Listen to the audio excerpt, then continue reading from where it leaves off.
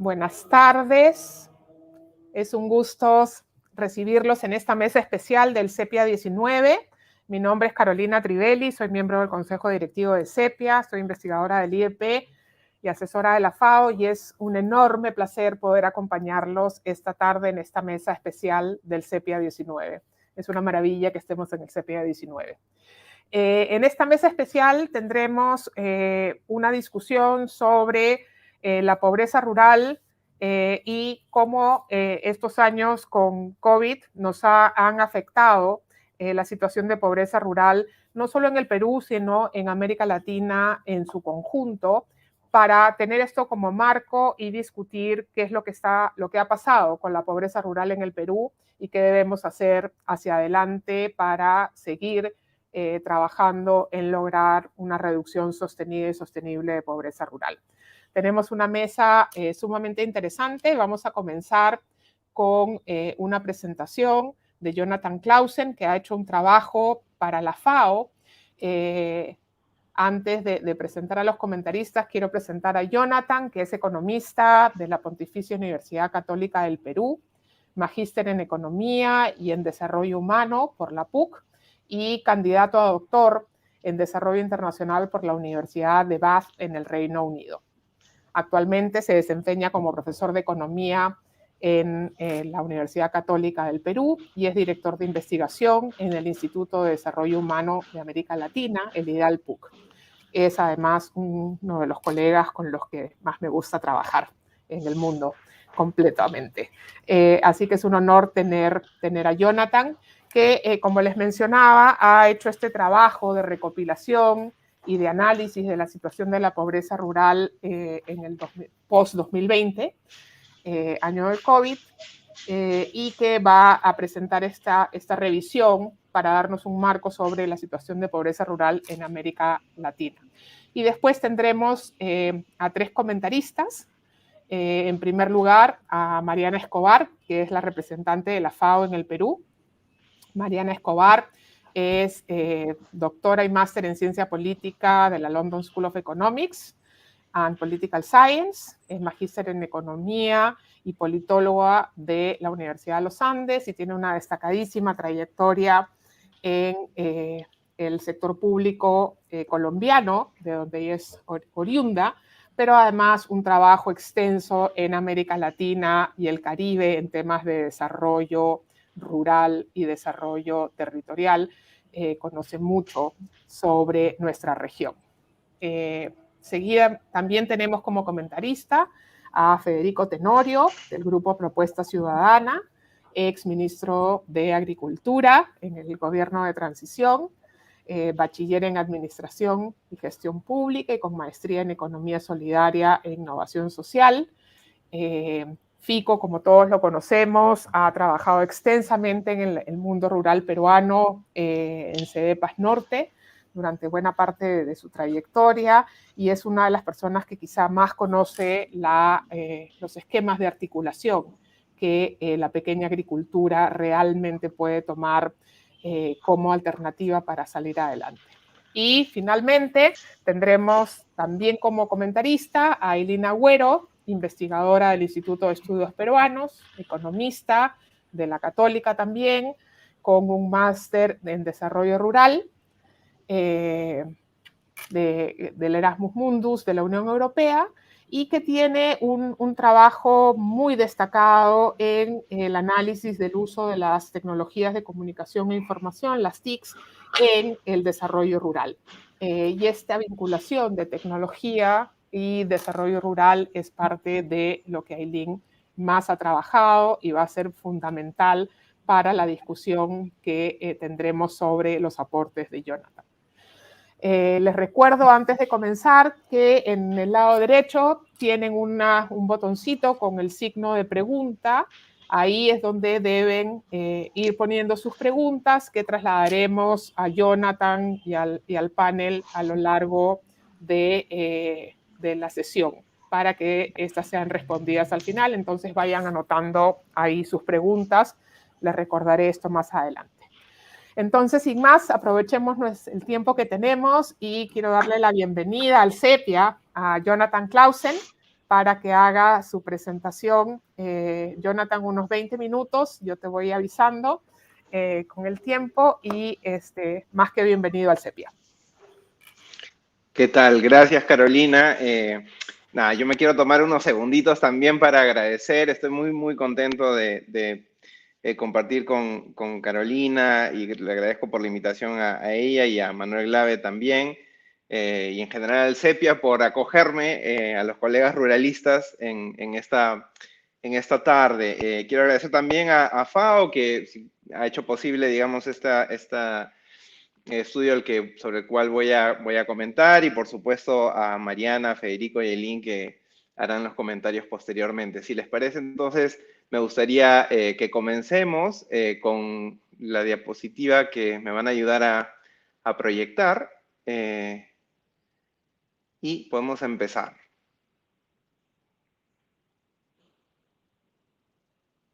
Bien.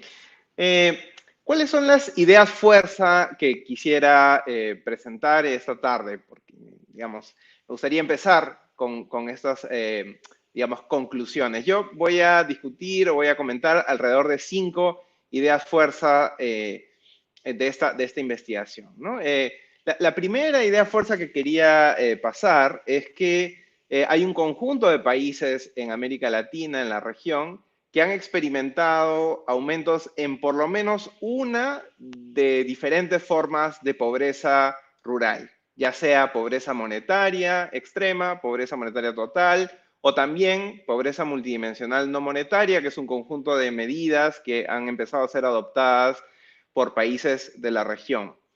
En general, la idea fuerza y el principal mensaje que nos dice estos datos es que la pobreza rural sigue ahí, incluso cuando la dinámica de pobreza ex ante y ex post la pandemia del COVID ha sido particular y ha tenido un particular relacionamiento con el área urbana.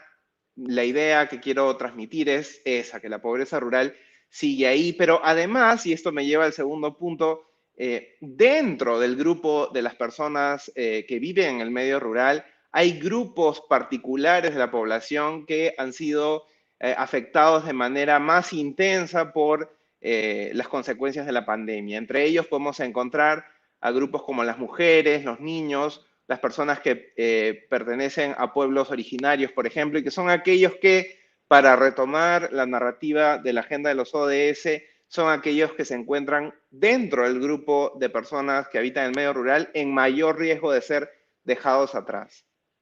En tercer lugar, quiero mostrar cómo el despliegue que hemos observado en relación a políticas de protección social de emergencia ha contribuido a que el aumento de la pobreza rural, en las distintas pobrezas rurales, para decirlo de esta manera, no sea mayor. Y sin embargo, persiste actualmente un desafío para poder sostener esta protección social y poder articularla con políticas de inclusión económica que lo que permitan no solamente es paliar los efectos de la pandemia, sino también lograr erradicar todas las formas de pobreza rural en la región. Sabemos también por la información que tenemos hasta el momento que los hogares rurales han sido, y el sector rural en general ha sido particularmente resiliente en este contexto. Pero es importante, y esta es la cuarta idea, contextualizar esa resiliencia, reconociendo que es una resiliencia que necesita ser reforzada porque ha implicado por parte de las familias y de los productores rurales una serie de costos que incluyen, por ejemplo, la descapitalización y el paso a otro tipo de cultivos menos productivos, y que puede tener consecuencias dinámicas, consecuencias persistentes en el tiempo, y es allí donde engarzo con la última idea, la idea 5, que es que precisamente las privaciones que se generan, no solo, pero particularmente en el contexto de la pandemia, tienen el potencial de retroalimentarse y de aglomerarse entre sí. Y esto tiene, digamos, una consecuencia, puede tener consecuencias negativas sobre los logros futuros de bienestar. Es por eso que una mirada que, digamos, esté orientada a la erradicación de todas las formas de pobreza rural necesitará ser una mirada que dé cuenta no solamente de la manera en que los hogares sufren una privación o un tipo de pobreza, sino particularmente de la incidencia conjunta o la forma en que las diferentes privaciones en distintas dimensiones del bienestar se juntan, se aglomeran en un mismo hogar y en un mismo territorio y que impiden hacia el futuro que las personas puedan alcanzar todo su potencial. Siguiente, por favor. Bien, este es el índice brevísimo de la presentación. Voy a hacer primero una especie de overview sobre la situación de pobreza o de las distintas formas de pobreza en América Latina y luego voy a pasar a esta idea de agenda de incidencia y de acción en 5 ejes para la erradicación de la pobreza rural. Siguiente, por favor. Bien, ¿cómo nos va? ¿Cómo va América Latina en términos de la situación actual de pobreza rural, como mencioné, ex ante y ex post la pandemia del COVID? Y aquí, en la siguiente diapositiva, vamos a ver que para poder responder esa pregunta necesitamos preguntarnos también de qué información disponemos hasta el momento. Lo cierto es que la información siempre es escasa, siempre es menos de la que nos gustaría tener. Sin embargo, hay cierta información que ha empezado a aparecer y que es muy importante para ayudarnos a tener una mirada inicial a las consecuencias de la pandemia sobre las diferentes formas de pobreza rural. Y para esta presentación yo me voy a centrar principalmente en 2 tipos de fuentes de información. La primera tiene que ver con las estimaciones oficiales que un grupo de países en la región han empezado a, digamos, publicar y que corresponden a medidas oficiales de pobreza para cada país. En algunos casos se trata de medidas oficiales de pobreza monetaria únicamente, como el caso de Perú o de Bolivia, por ejemplo, pero en otros casos también tenemos información oficial o de indicadores oficiales de pobreza monetaria y también de pobreza multidimensional no monetaria, como por ejemplo en el caso de Colombia. Además, y de manera complementaria, voy a mostrar alguna información o algunos indicadores que hemos construido a partir de información sobre las encuestas telefónicas de alta frecuencia del Banco Mundial para un conjunto de países de la región, que nos dan una mirada, insisto, complementaria a la situación de bienestar durante la pandemia del COVID, sobre todo con foco en el área rural. Evidentemente, y quiero hacer un disclaimer en esta parte, esta información de la que disponemos tiene un conjunto de limitaciones, como que, por ejemplo, los datos oficiales de los países no son comparables entre sí, es decir, no estamos hablando de medidas internacionalmente comparables. Además, hay heterogeneidad en términos de qué cosa se entiende por ruralidad en un país versus otro país, y esos son elementos que tenemos que tomar en cuenta como limitaciones que están presentes, ¿no? Y por otro lado, también sabemos que, si bien es cierto, la información de las encuestas telefónicas de alta frecuencia del Banco Mundial proporcionan, digamos, una mirada muy, muy interesante y muy importante, lo vamos a ver en un momento, también tienen limitaciones producto del método de aplicación y problemas de subcobertura que pueden surgir. Sin embargo, quiero resaltar que sí constituye información muy, muy importante, como digo, para aproximarnos a tener una primera mirada de la situación en la región. Siguiente, por favor. Bien, entonces aquí, por ejemplo, me gustaría presentar, digamos, algunos casos muy rápidamente.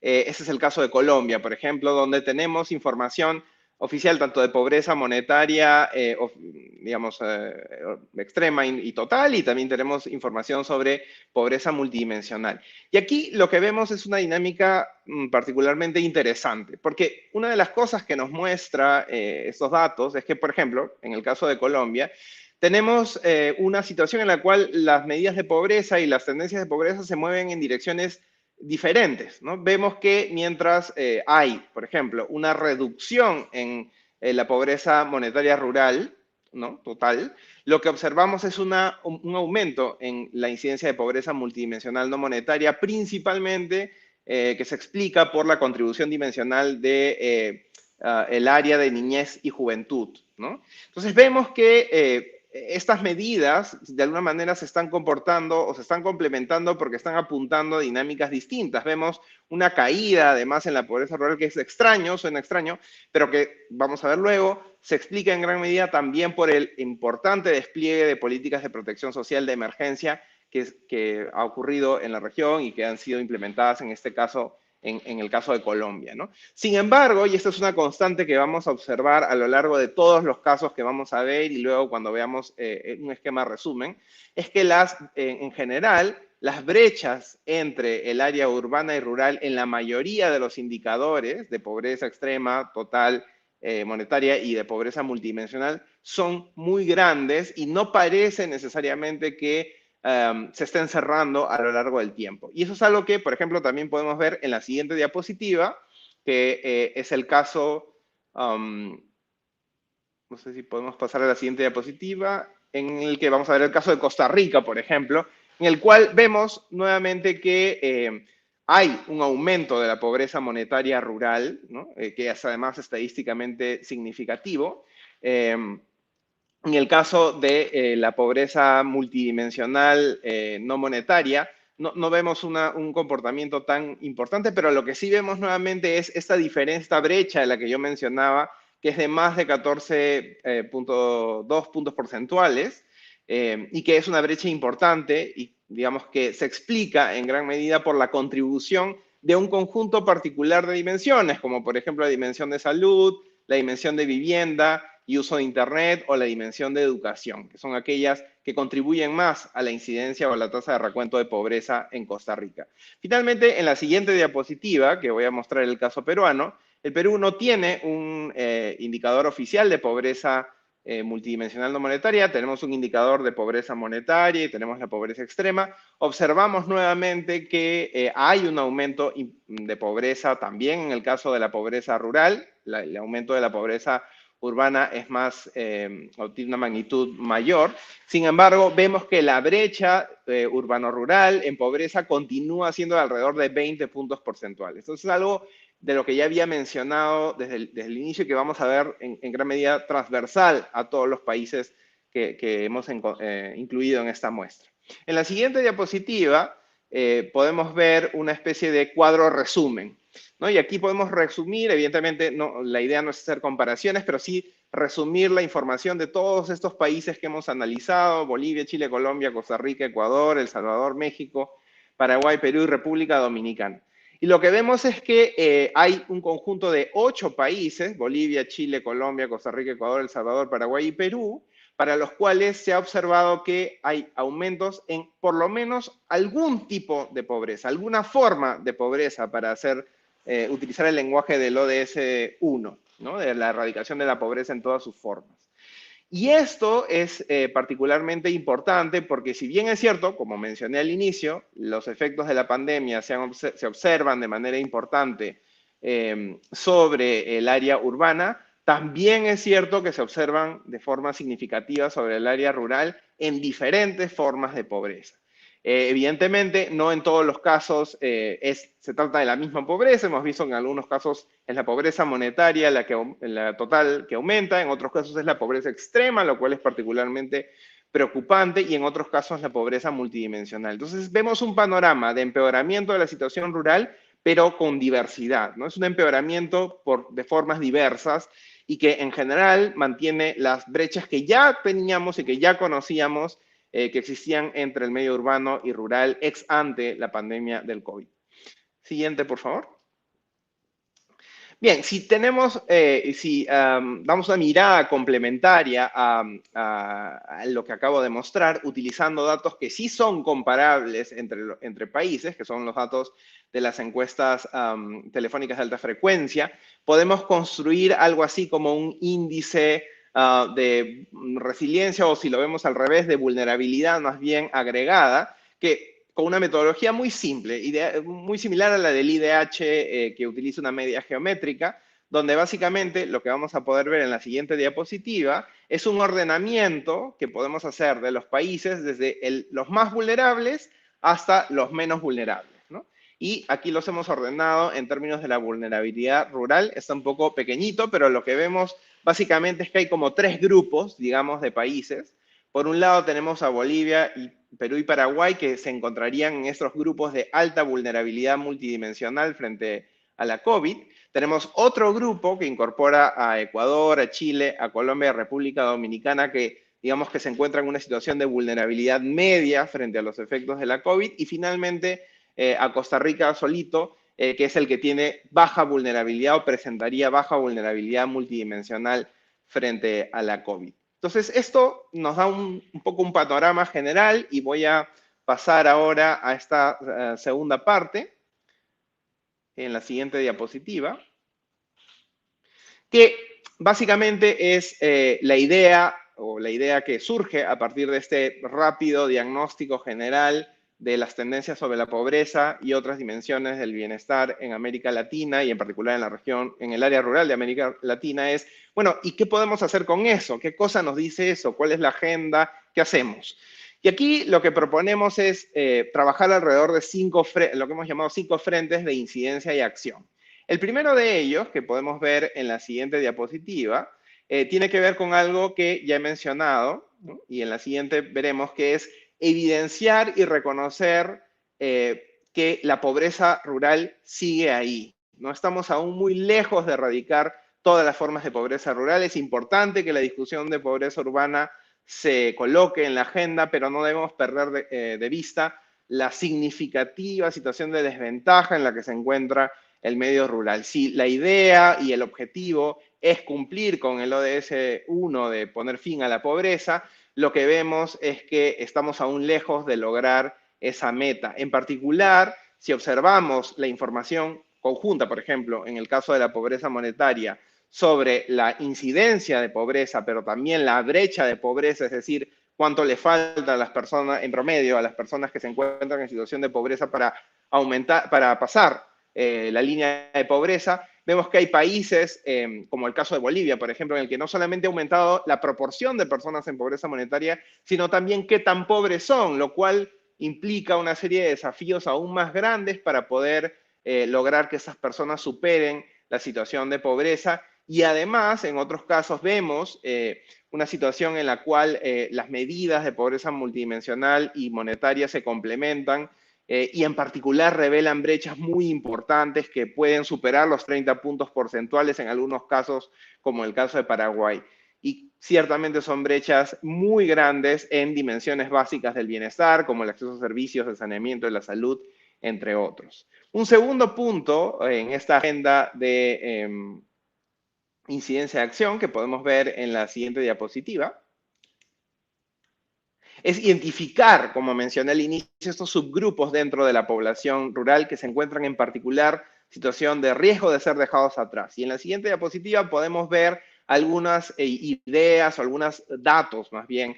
En el caso, por ejemplo, de los niños, niñas y adolescentes, las estimaciones muestran, las proyecciones muestran que, por ejemplo, la pobreza de aprendizaje podría aumentar de manera muy importante en América Latina. Había hablado acerca de cómo la contribución dimensional de los indicadores de educación y niñez han contribuido, por ejemplo, al aumento de la pobreza multidimensional rural en el caso de Colombia. Y en el caso de Paraguay también lo que vemos es que los indicadores la contribución de los indicadores de educación también ha aumentado en el tiempo ex ante y ex post la pandemia de la COVID. Pero también vemos que esto se observa para el caso de las mujeres rurales, como es el caso de México, en el cual la incidencia de pobreza monetaria entre mujeres que pertenecen a pueblos originarios ha aumentado.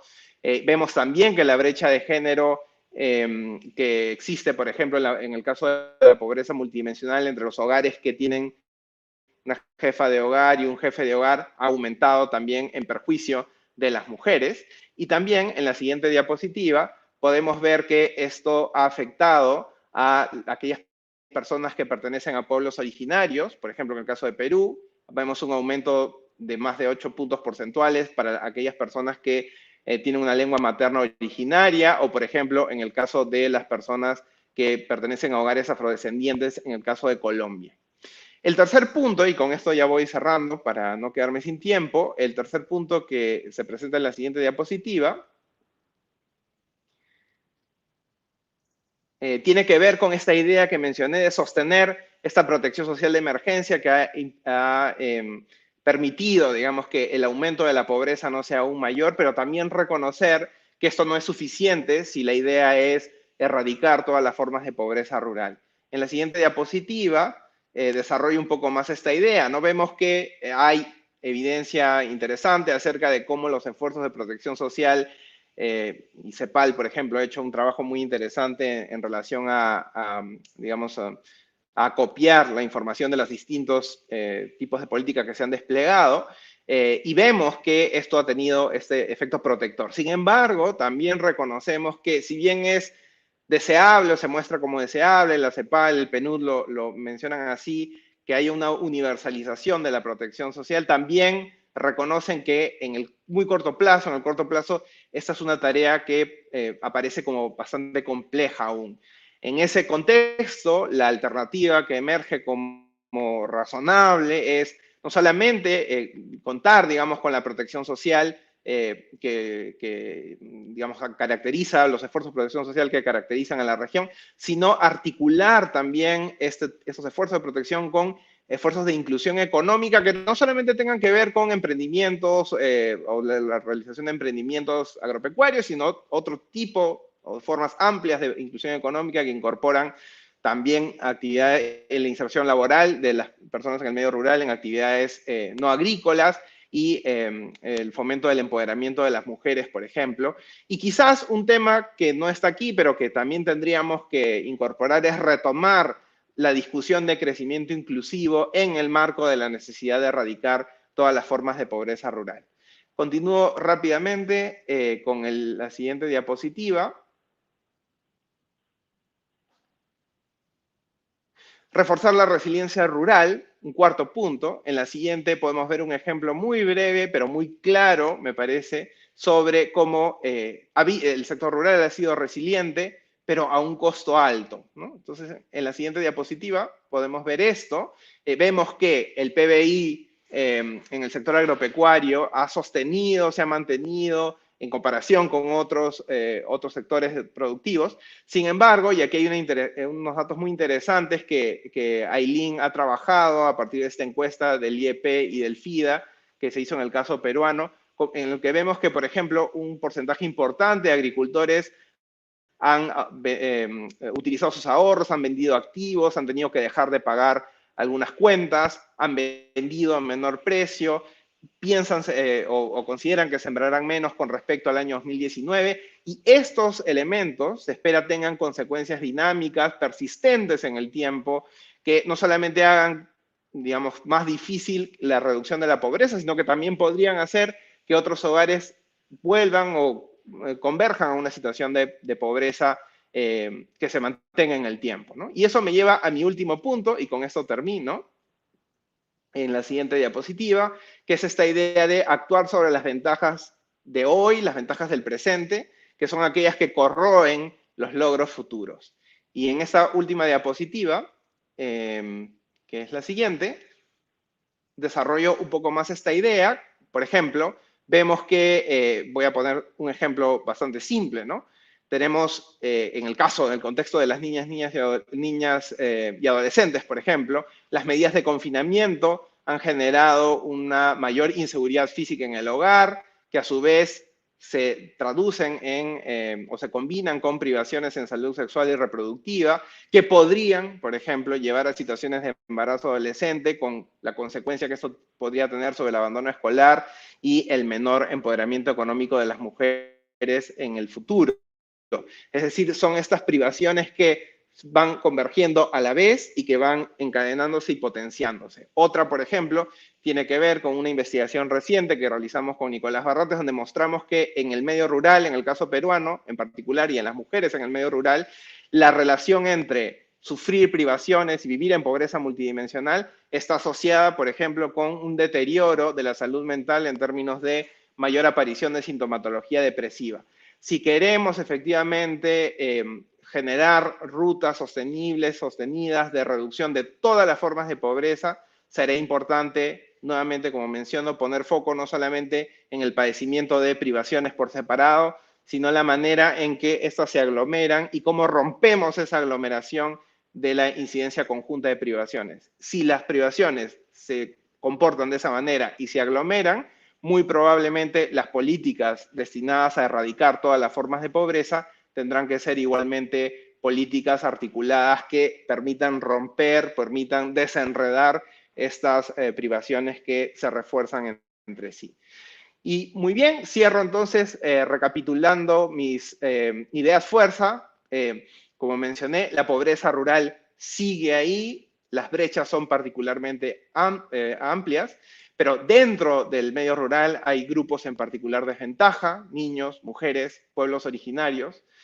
Necesitamos reconocer la importancia del despliegue de la protección social para evitar una catástrofe mayor, pero también es cierto que hay un riesgo de que retirados estos estímulos, la situación de pobreza pueda aumentar. Es por eso que necesitamos de manera urgente articular con un despliegue de políticas de inclusión económica en el sentido amplio y quizás también ligarlo con la discusión y la promoción de crecimiento inclusivo.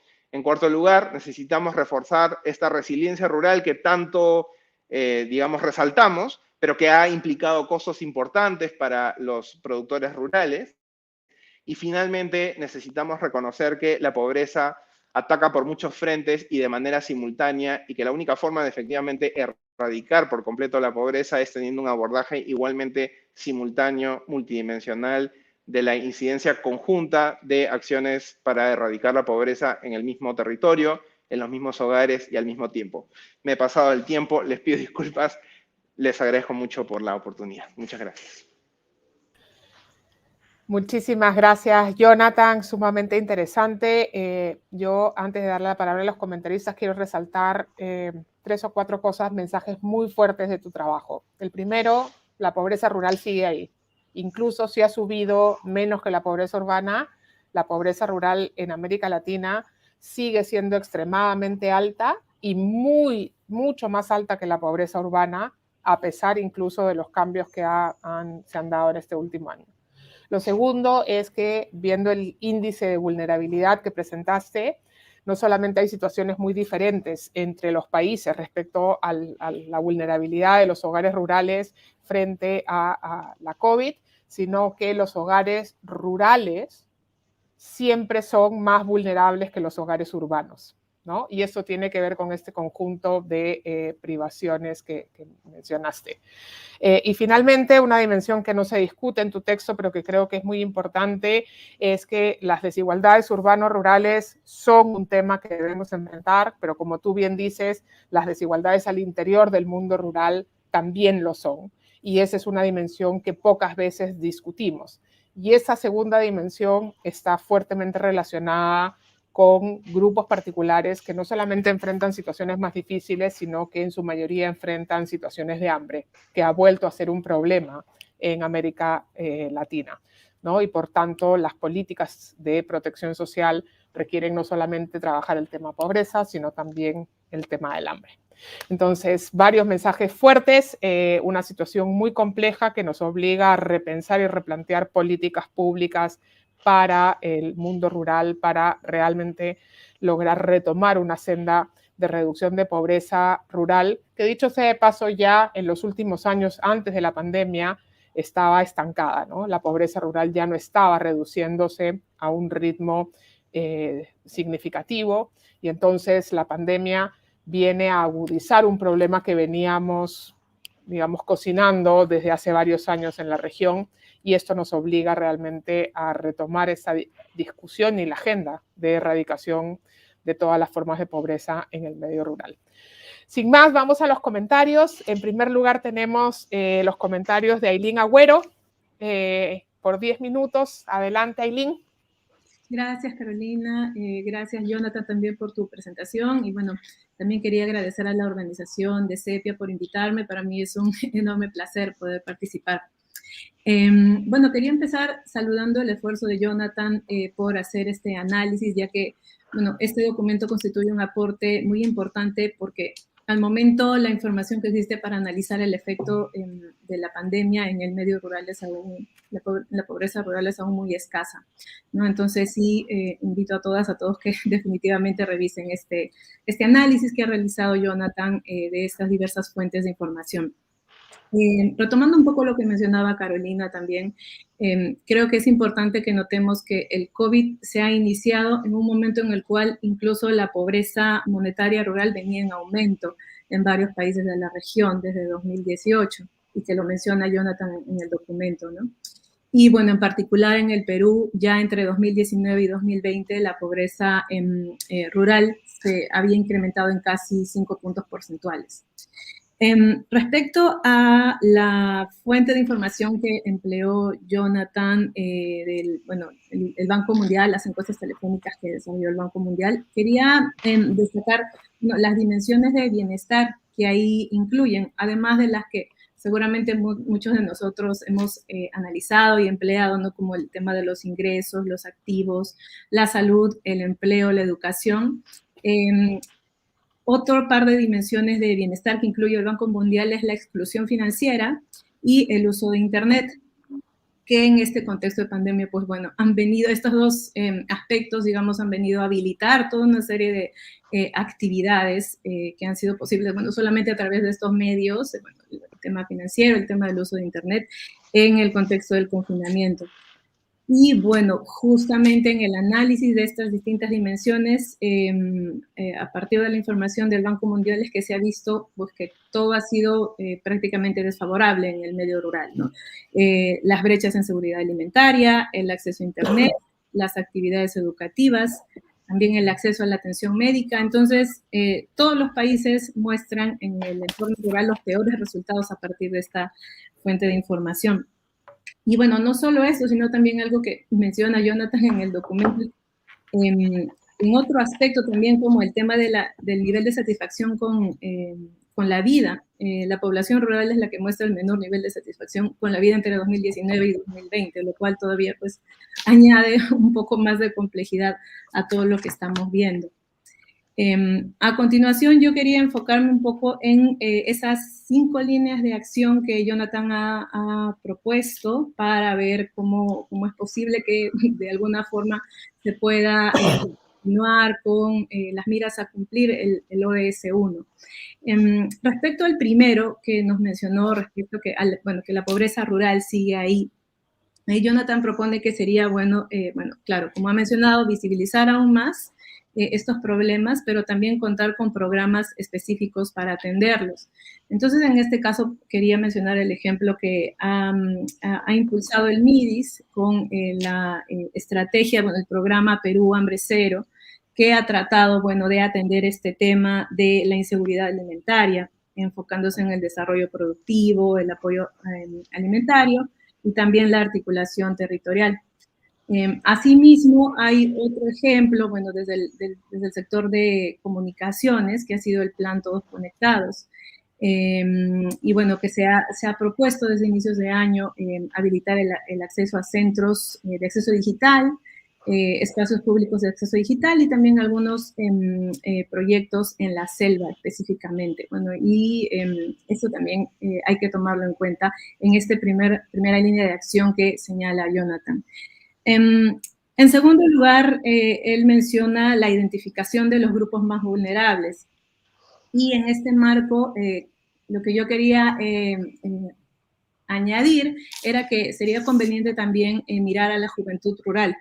Ya hay diagnósticos en los que incluso Carolina ha participado, en los cuales se menciona que este es un grupo de la población para la cual el Estado no ha conseguido aún garantizar derechos básicos, como la salud, educación, agua potable, entre otros, ¿no? Y también, para este grupo de la población se han identificado 3 principales aspectos en los cuales hay todavía problemas. Y me refiero a la violencia en todas sus formas, el trabajo infantil, el trabajo juvenil y también el embarazo adolescente. Y esto más allá de los problemas de educación, empleo, empleabilidad, que, están presentes en la juventud rural y creo que tendríamos que también incluirlo dentro de estos grupos vulnerables. Respecto a la tercera línea de acción, que se refiere a la protección social y la inclusión económica, Jonathan ha destacado que los gobiernos han hecho uso de la infraestructura de políticas sociales previamente existente. Entonces eso es, ha sido, ha probado ser fundamental. Si es que no se hubiera podido atender, si no se hubiera estado atendiendo a esa población, hubiera habido todavía aún más dificultades para llegar, identificarlo, focalizar las políticas. Y otro punto bien importante, creo yo, que se menciona en el documento es lo referido a la sostenibilidad de la protección social. porque Jonathan menciona el tema de la baja recaudación, la alta presión fiscal y la informalidad.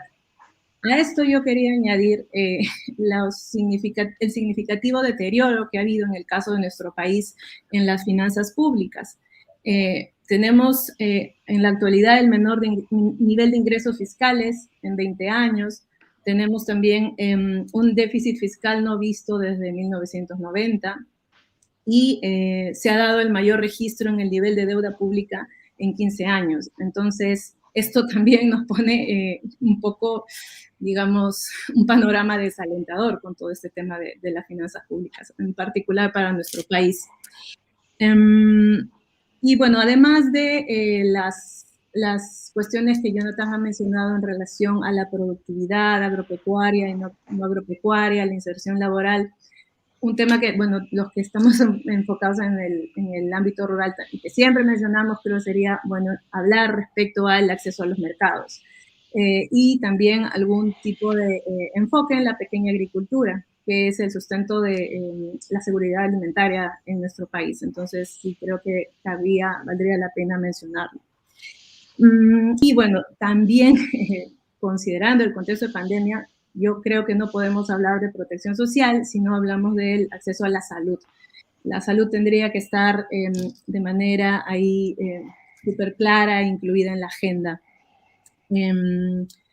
Por último, para no sé cómo estoy el tiempo, pero... Te quedan 2 minutos. En cuanto al reforzamiento de la resiliencia rural, me parece que aquí sería fundamental también hablar un poco respecto al cambio climático, que ha sido el fenómeno con mayor impacto y fuerza en el entorno rural, por bueno, el impacto económico, social, que ha habido para la población rural. Entonces, sería bueno también hacer alusión o que consideremos los temas de mitigación, adaptación, para que se pueda asegurar y garantizar digamos, impulsar la seguridad alimentaria en el Perú, así como también la capacidad y autogestión de la población para que puedan proteger y desarrollar sus medios de vida.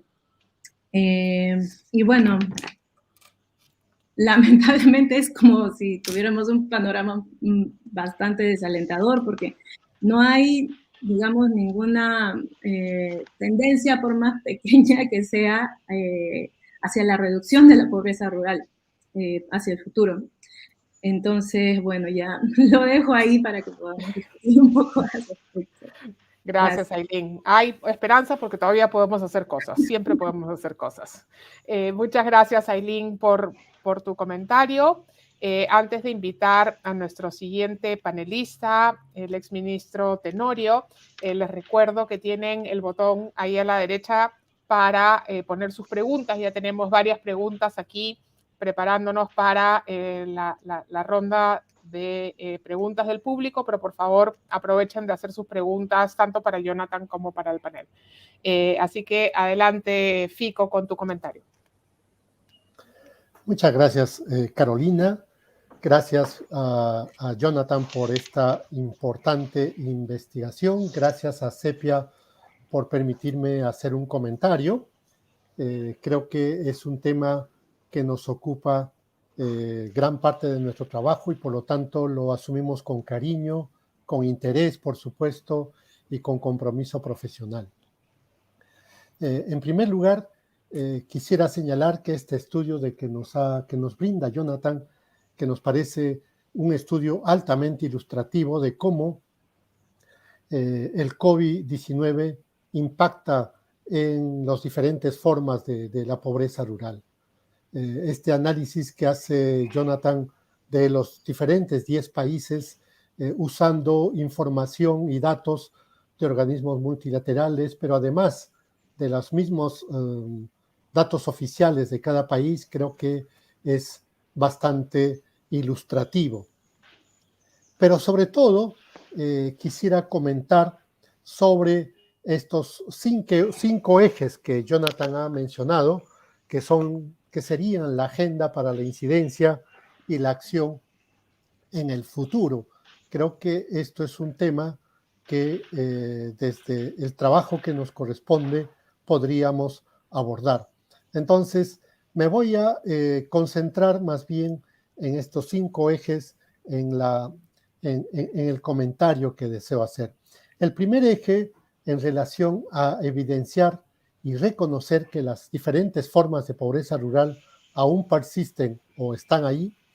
Para analizar las formas de pobreza rural, creo que nos lleva inevitablemente a un antiguo debate sobre la definición precisamente de lo rural. Hay que considerar que en los territorios rurales coexisten empresas de alta complejidad tecnológica, como lo vemos en la costa peruana, o aquellos que forman parte de grupos económicos transnacionales provenientes de otros sectores productivos, empresas de agroturismo, trabajadores rurales no agrarios, con mundos rurales heterogéneos como campesinos, comunidades nativas, poblaciones originarias, productores medios y trabajadores rurales agrarios cementados por los procesos de mecanización. Entonces, podemos señalar que hay nuevos criterios para reconfigurar lo rural, con énfasis en la dimensión territorial en contraste con lo que siempre hemos tenido como tentación miradas sectoriales agropecuarias, por cuanto interactúan distintas variables económicas, sociales y políticas que confieren a cada territorio una identidad, una historia, un presente y una proyección futura construida por esta sociedad rural que interactúa en estos espacios. Entonces se produce una revalorización de la complementariedad existente entre las diferentes actividades agropecuarias y el desarrollo de otras actividades económicas rurales que no son agrícolas y que son fuentes diversificadas de ingresos para esta población.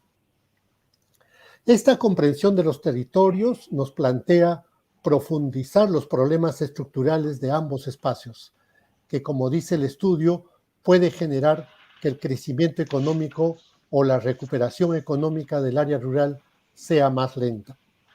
En el Perú, además del análisis de la actividad económica en términos de ingresos y seguridad alimentaria, creo que debemos profundizar sobre las brechas institucionales que presentan desarticulaciones estructurales.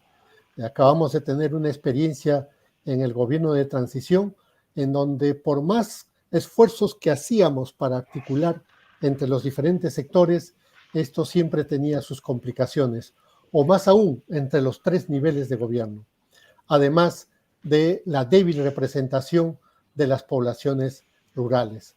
Entonces, este primer punto quisiera dejarlo como reflexión para el primer eje. En el segundo eje, identificar a los subgrupos de la población con mayor riesgo de ser dejado atrás. Jonathan recomienda prestar atención a los segmentos particulares menos favorecidos, como poblaciones rurales, mujeres, pueblos originarios, niños, adolescentes, adultos mayores, personas con discapacidad. Jonathan y Carolina realizaron un estudio en 2019 en el Perú donde muestran que los grupos originarios están en mayor situación de pobreza multidimensional.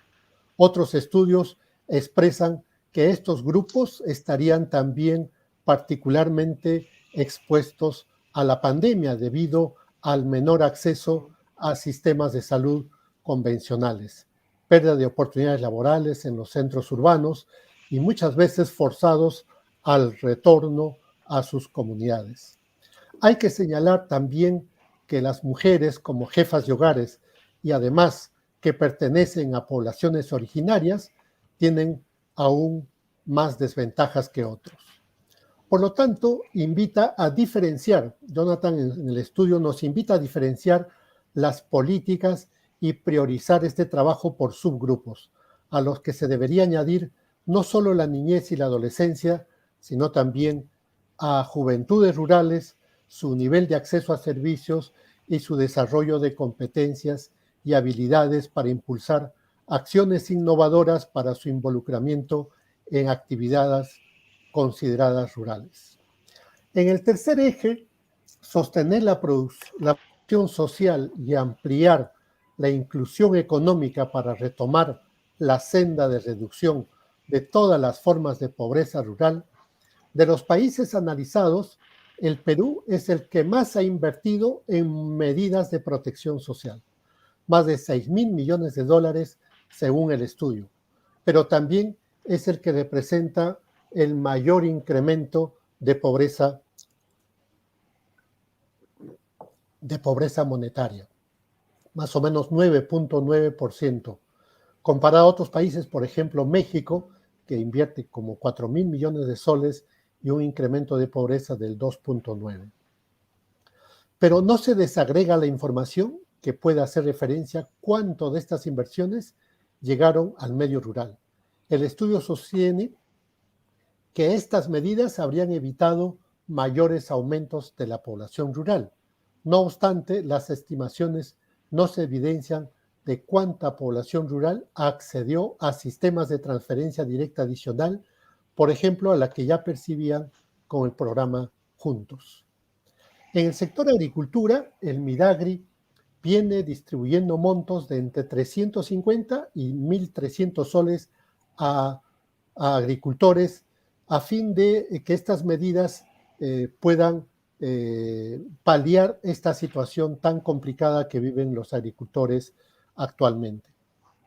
Se espera beneficiar a más o menos 300.000 unidades productivas aproximadamente, que es el 10% de los pequeños productores del país, y el monto ascendería a más de 250 millones de soles para la campaña agrícola 2021-2022.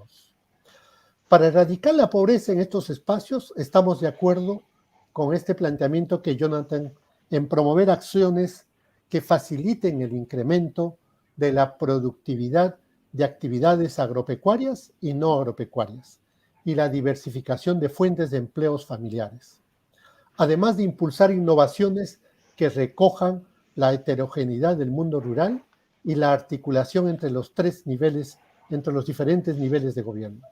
Y aquí, si me permiten, quisiera contar una experiencia que está siendo bastante positiva en el país. Por ejemplo, el programa de siembra y cosecha del agua que vienen impulsando entre los gobiernos regionales y los gobiernos locales de La Libertad y Cajamarca. Si bien es cierto, no es una transferencia directa de dinero o atención inmediata del COVID, es un elemento importante para el mundo rural contar con la seguridad hídrica. Además, incrementa sus activos familiares, garantiza el riego parcelario, mejora la planificación y diversificación productiva, teniendo además mayor predictibilidad para articularse de manera ventajosa con los mercados y sobre todo enfrentar en mejores condiciones a la vulnerabilidad frente a los efectos del cambio climático.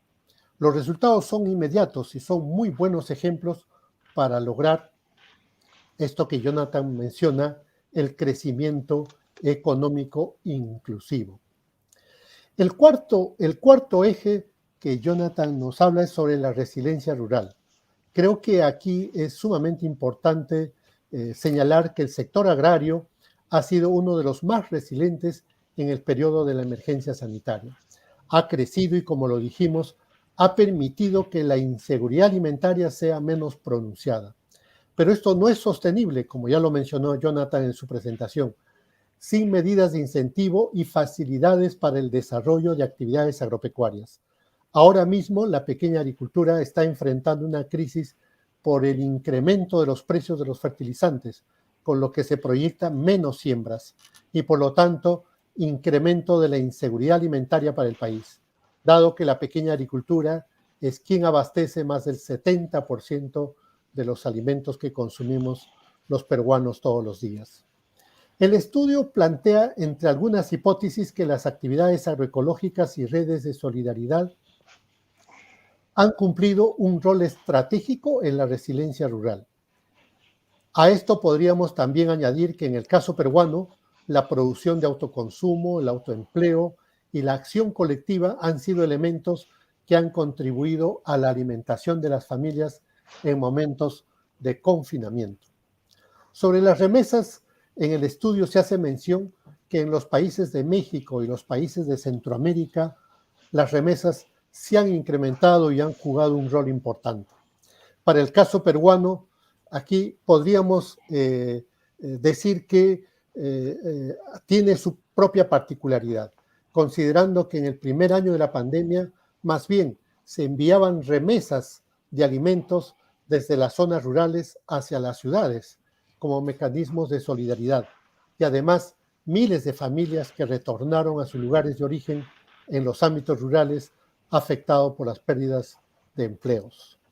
Jonathan también hace énfasis a la descapitalización, reportando que se incrementaron los casos de venta de activos, solicitud de préstamos, entre otros.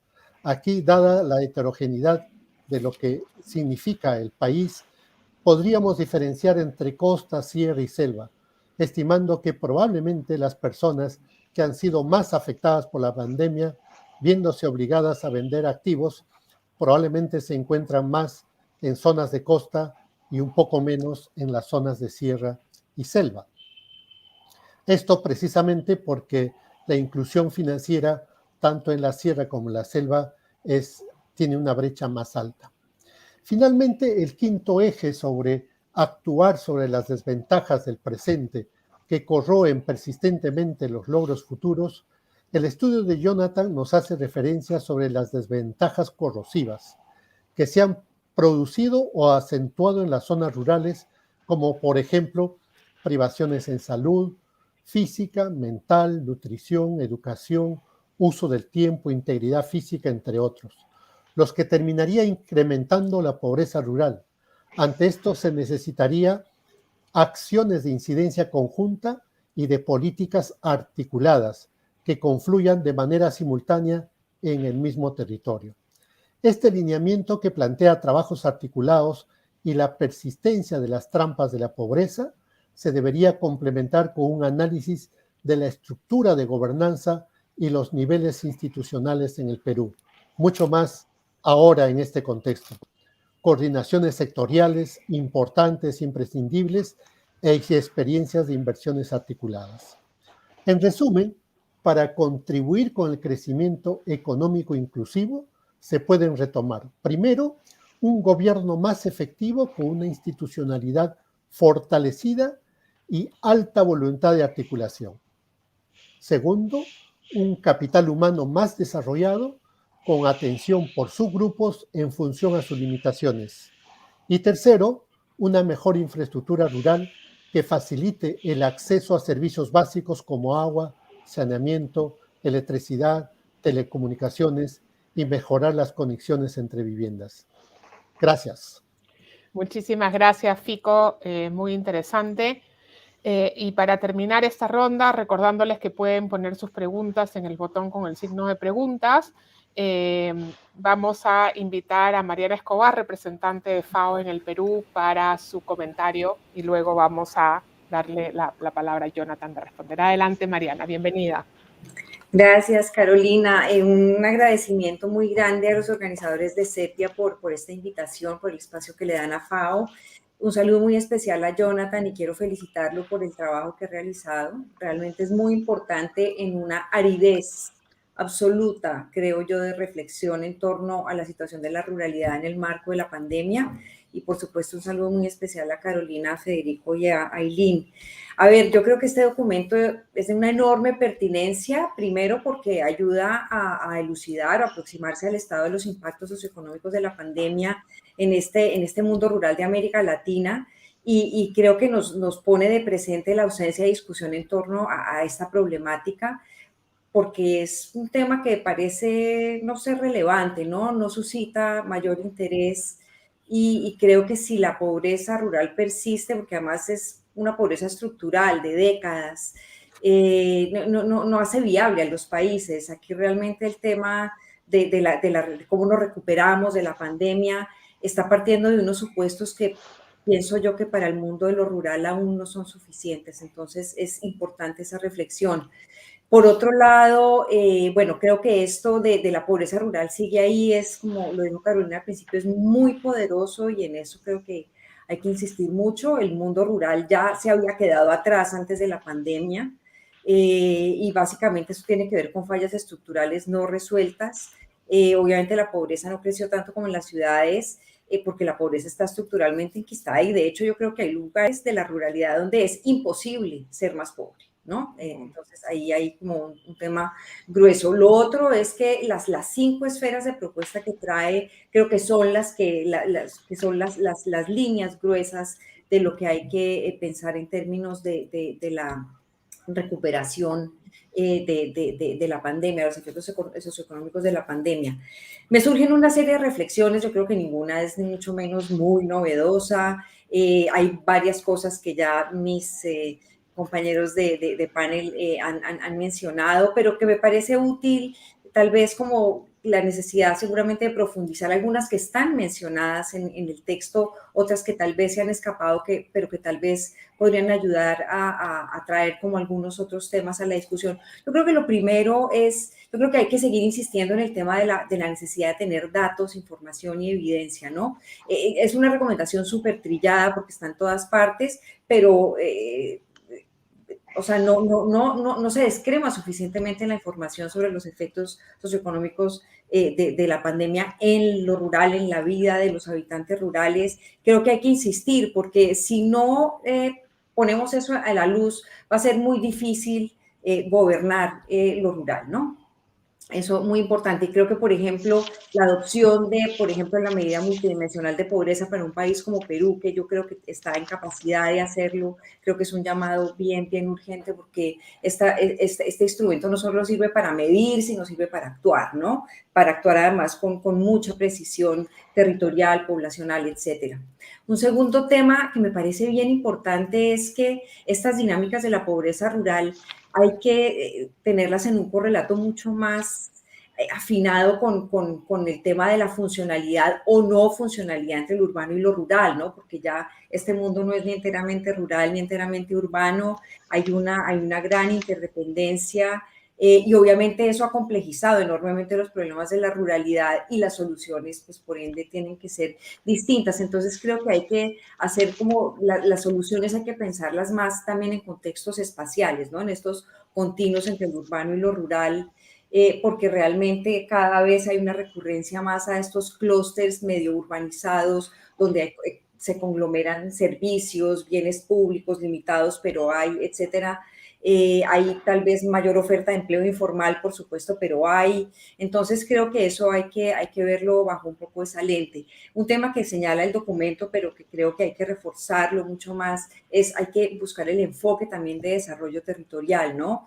Y eso implica avanzar en focalizar no solamente en la población más vulnerable y en estos grupos especiales que ha indicado Jonathan, que es fundamental hacerlo, sino también que hay unos territorios que están más rezagados que otros y creo que debería ser como la preocupación mayor de los gobiernos por focalizar de manera prioritaria estos territorios más rezagados. El enfoque territorial permite dar una visión más integral y ver cómo puede uno avanzar en resolver estos problemas de la coordinación, porque esta agenda no es exclusiva de los ministerios de Desarrollo e Inclusión Social o de los ministerios de Agricultura de la región, es un problema como de todos y de los diferentes niveles de gobierno también, ¿no? Gobiernos regionales, gobiernos locales, etcétera. La agenda de participación de las sociedades rurales es fundamental porque es también lo único que va como a cerrar, digamos bien, estos esquemas o sistemas de gobernanza territorial efectiva, que es una condición casi que sine qua non para que haya desarrollo socioeconómico en los lugares de manera pertinente, ¿no? Y mucho más efectiva.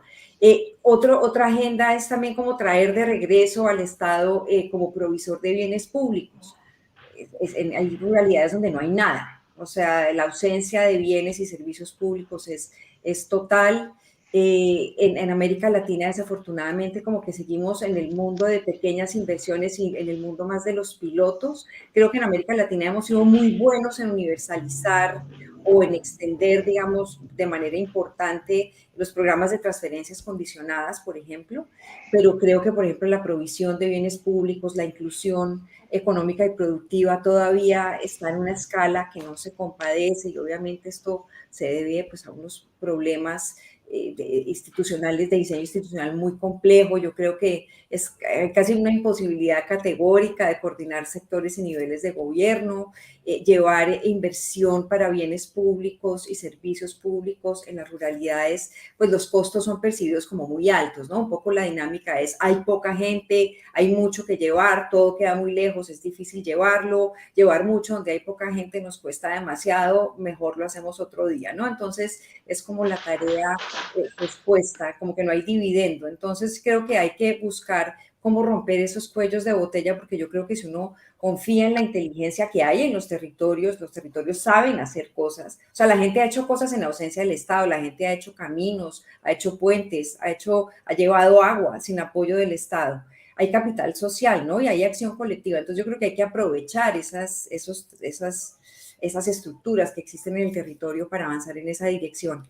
Ahora, la inclusión económica y productiva, creo la recomendación es muy importante y es el eterno talón de Aquiles del sueño de una protección social perfecta, ¿no? Donde se combinan los instrumentos clásicos, por decirlo de alguna manera, y la forma como incluimos económica y productivamente a estas comunidades. Entre las actividades agrícolas, pecuarias y muchas no agrícolas, pues tienen casi que cero rentabilidad para un porcentaje elevadísimo de la gente que participa en ellas.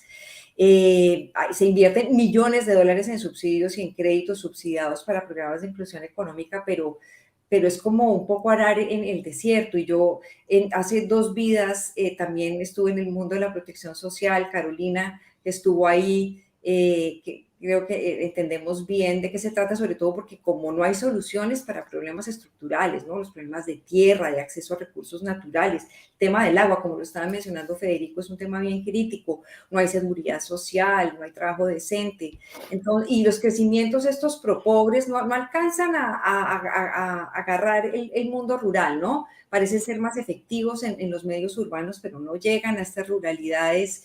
Entonces es complejo avanzar en los procesos de inclusión económica y productiva. Entonces tal vez hay que ver cuáles son, o sea, yo creo que obviamente hay que seguir insistiendo en el vector de la agricultura, pero creo que también hay que pensar en otras matrices, ¿no? Tal vez la matriz verde pueda arrojar luces promisorias para mejores procesos de inclusión económica, ¿no?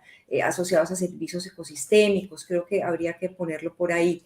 Otro tema que me parece fundamental es como el futuro del ordenamiento social del territorio, porque eso yo creo que va a definir mucho, o sea, la ocupación ordenada y el uso sostenible del territorio y los recursos ayudan como también a pensar cómo podemos diversificar las posibilidades de inclusión económica, ¿no? Mucho más allá de la agricultura.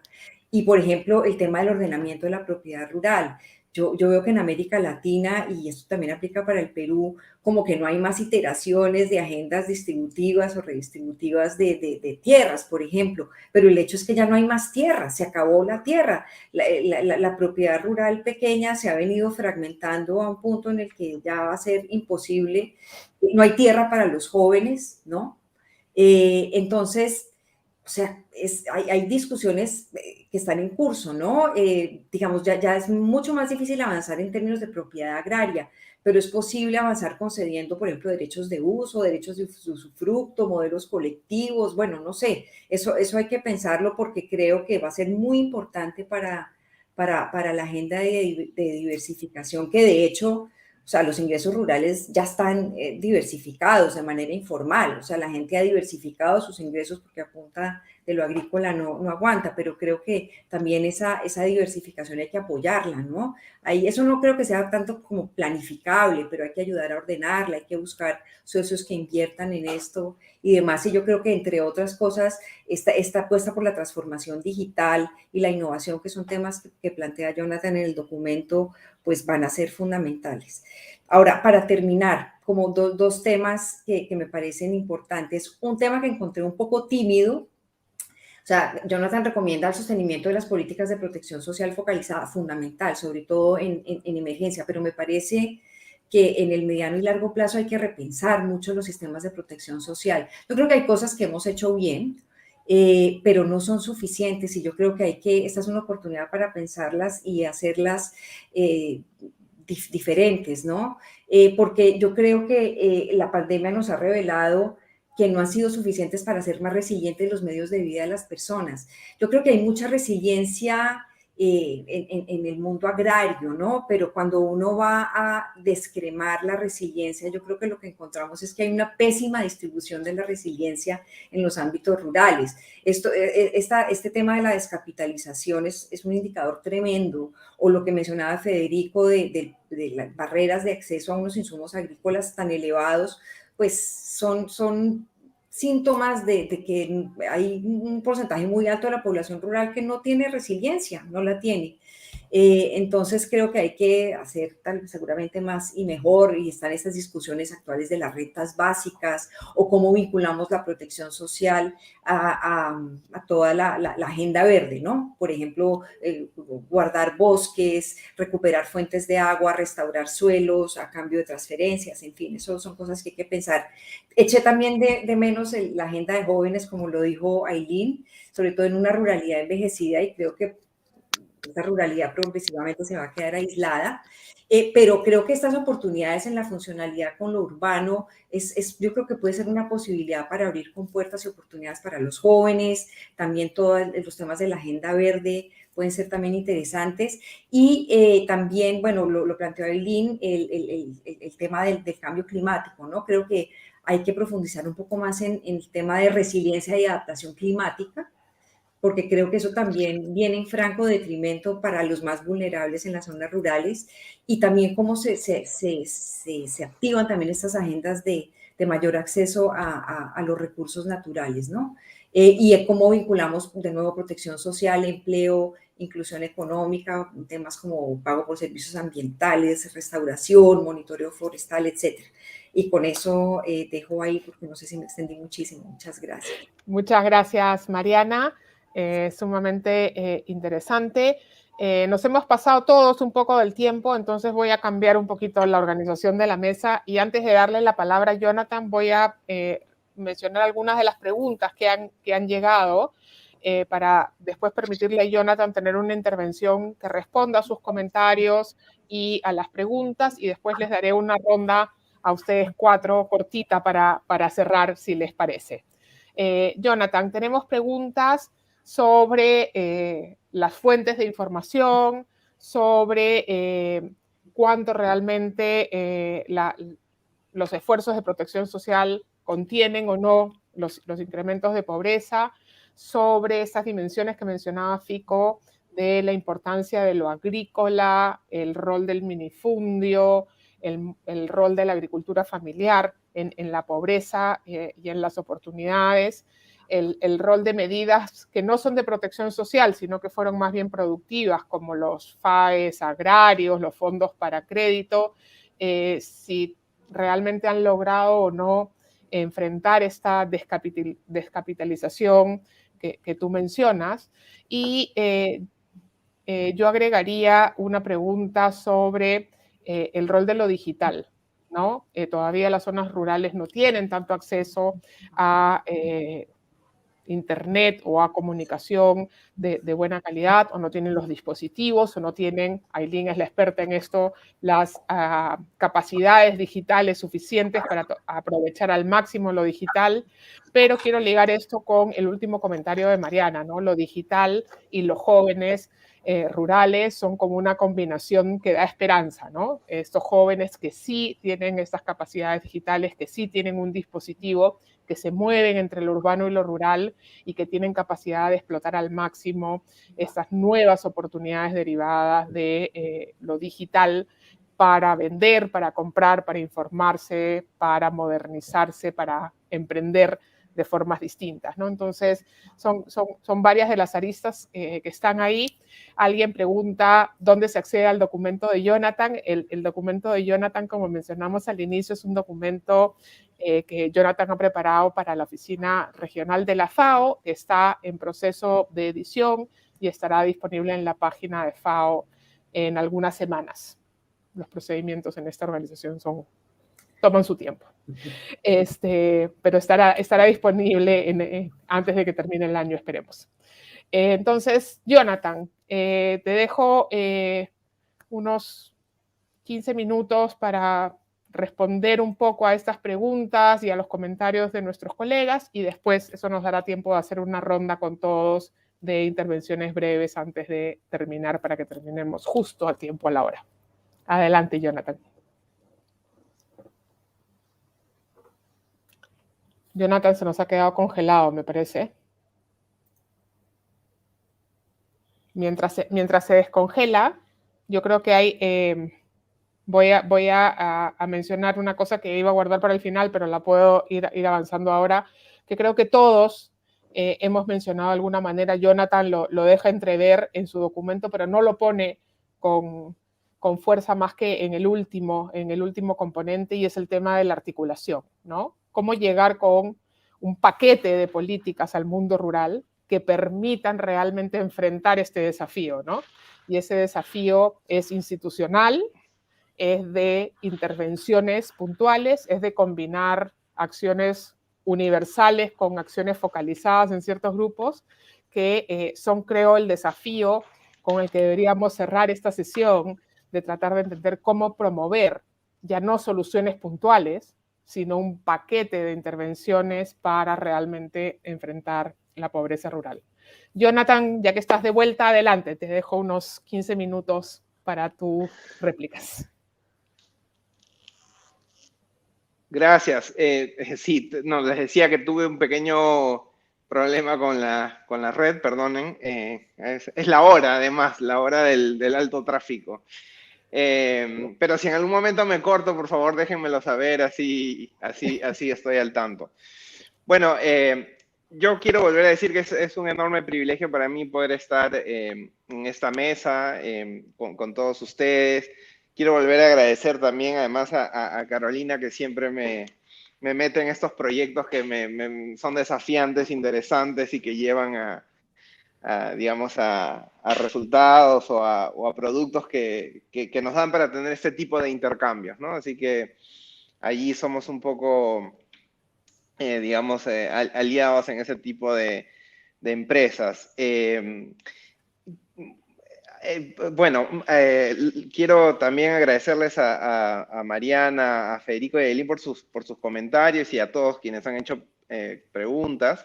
Voy a intentar hilarlas, digamos, de alguna forma para poder tocar los puntos más importantes. Quizás probablemente no pueda tocar todos los puntos de manera muy en profundidad, pero tal vez los más relevantes, importantes, y si les parece, me gustaría empezar brevemente con las preguntas que se formularon al final de las personas que nos acompañan a través de las redes sobre digamos, sobre las fuentes o sobre las medidas de contención. Bueno, las fuentes de información que utiliza el documento son de dos tipos, ¿no? Por un lado es información oficial que los países producen, los institutos de estadística de los diferentes países producen. Esa información tiene, digamos, un valor local, pero obviamente no permiten hacer comparaciones entre países, no es esa la función.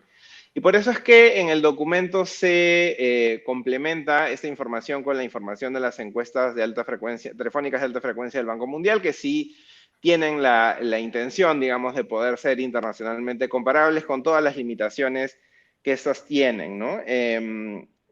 Una de las preguntas, y era algo sobre lo que Carolina también mencionaba, es ese tema de en qué medida las medidas han logrado contener. Hay un ejemplo, ¿no? Que es el caso de República Dominicana, donde ellos hacen una estimación acerca de digamos, los potenciales impactos que tendrían el despliegue de protección social que ellos han tenido.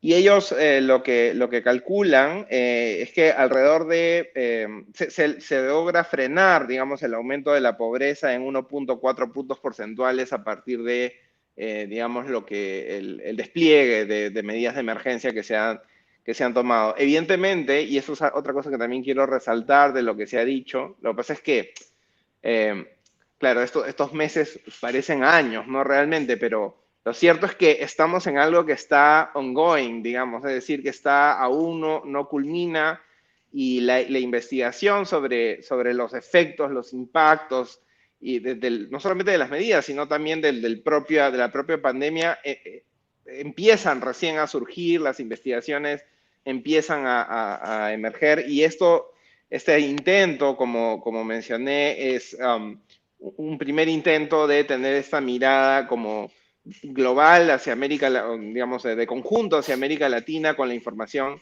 con la que contamos, y eso, bueno, tiene sus potencialidades, pero también tiene algunas limitaciones, ¿no? Hay algunos efectos y desagregaciones que no podemos hacer porque, nuevamente, ¿no? Nos basamos en esta información que nos viene dada así, pero seguramente también se abre una agenda de investigación que permita utilizar microdatos y que ya vaya más en detalle en cada país, en cada contexto particular sobre los efectos particulares.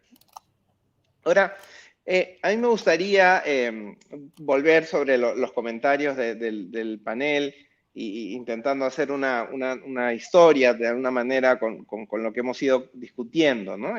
Y yo quiero recuerdo, si me van a permitir recordar, que justamente con Carolina, al inicio de la pandemia, alguna vez en alguna conversación que tuvimos, nos poníamos a pensar cómo era muy pronto, estamos hablando de marzo, abril de 2020, nos poníamos a pensar cómo impactará esto al medio rural, ¿no? Ya veníamos trabajando nosotros antes, efectivamente Federico muy gentilmente hizo mención a un documento que Carolina y yo habíamos producido, y efectivamente, y como Ailín mencionó también, la pobreza rural, monetaria, pero también multidimensional, no pintaba bien, digamos, ex ante el COVID. Entonces, recuerdo esa conversación que tuvimos con Carolina, y ya muchos meses después, o varios meses después, la pregunta que nos surgía es, ok, sí, sabemos que la pobreza rural es muy alta, sabemos que la pobreza rural muy probablemente ha aumentado, todavía no habían salido los datos, iban saliendo en los días y mientras íbamos conversando iban saliendo más datos, pero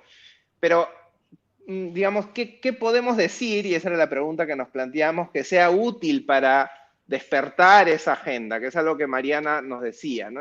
Parece que a nadie le importa, que es un problema tan grave, pero parece que a nadie le importa, ¿no? Y entonces, claro, para los economistas que trabajan temas rurales, para los ruralistas no es nuevo que nos digan que hay brechas y que, digamos, son enormes y que no se cierran, pero aquí yo creo que, no sé, los académicos y los organismos multilaterales tenemos una tarea pendiente de construir narrativas comunicables y convincentes que permitan despertar esa inercia del, digamos, de, bueno, sí, lo rural siempre le ha ido muy mal, ¿no? Y entonces hay este temor también de que se instale una lógica de competencia entre, bueno, si es lo urbano o si es lo rural. Entonces, que finalmente no lleva, digamos, a ningún terreno fértil ni a ninguna acción fértil en este caso, ¿no? Entonces, de alguna manera como influenciados o inspirados por esta idea de, ok, queremos mostrar la pobreza, pero de una manera que nos permita decir algo que vaya más allá, es que acuñamos esta idea, que bueno, puede sonar un poco simplona, pero que no deja de ser, en mi opinión al menos, muy cruda, ¿no? Que es esta idea de la pobreza rural sigue ahí, ¿no? Y que parece muy obvia, digamos, y decirlo aquí en Sepia es como, bueno, qué obviedad, pero sin embargo, no solamente hacia la discusión entre los ruralistas, sino sobre todo hacia afuera, la opinión pública, etcétera, es un tema muy importante y yo creo que tenemos mucho que hacer en relación a, insisto, cómo comunicarlo con una retórica adecuada, convincente, movilizante, digamos. A ver, una de las cosas que se mencionaban y que nos comentaba Ailín sobre el tema de los jóvenes y de las jóvenes. Efectivamente, creo que, y ligado al tema de las oportunidades que la transformación digital ofrece, creo que es un subgrupo dentro de la población rural que puede ser entendido como un subgrupo en riesgo de ser dejado atrás, pero también que presenta oportunidades en relación a lo que Carolina decía, para constituirse en un grupo de la población rural que más bien puede entrar o articularse con dinámicas que permitan que no se queden atrás, ¿no? Y entonces creo que en ese sentido se podría incorporar a este grupo, pero también con esa lógica, no solamente con la lógica de exposición a vulnerabilidad, sino también como particularmente posicionado, digamos, para tomar ventajas de algunas dinámicas, en este caso las que mencionaba Carolina, de transformación digital que emergen, ¿no? hay algunos temas que se han mencionado, como de sostenibilidad, por ejemplo, lo ha mencionado Aileen, lo ha mencionado Mariana también, y aquí yo estoy absolutamente de acuerdo con algo que Mariana mencionó y que nuevamente es algo que parece que decimos mucho y que por eso ya parece que no vale la pena decirlo tanto, pero en realidad sí, que es que no tenemos toda la información que quisiéramos. En el contexto de digamos, de otra discusión con Mariana y los colegas, también hemos visto este tema, por ejemplo, ¿no? Sobre la dificultad de obtener datos en relación a temas sobre pobreza ambiental o exposición a desastres, microdatos sobre, digamos, las personas que viven en el medio rural, y no tenemos información aún sobre eso, y esa es una agenda sobre la que probablemente vamos a querer trabajar y va a ser importante trabajar.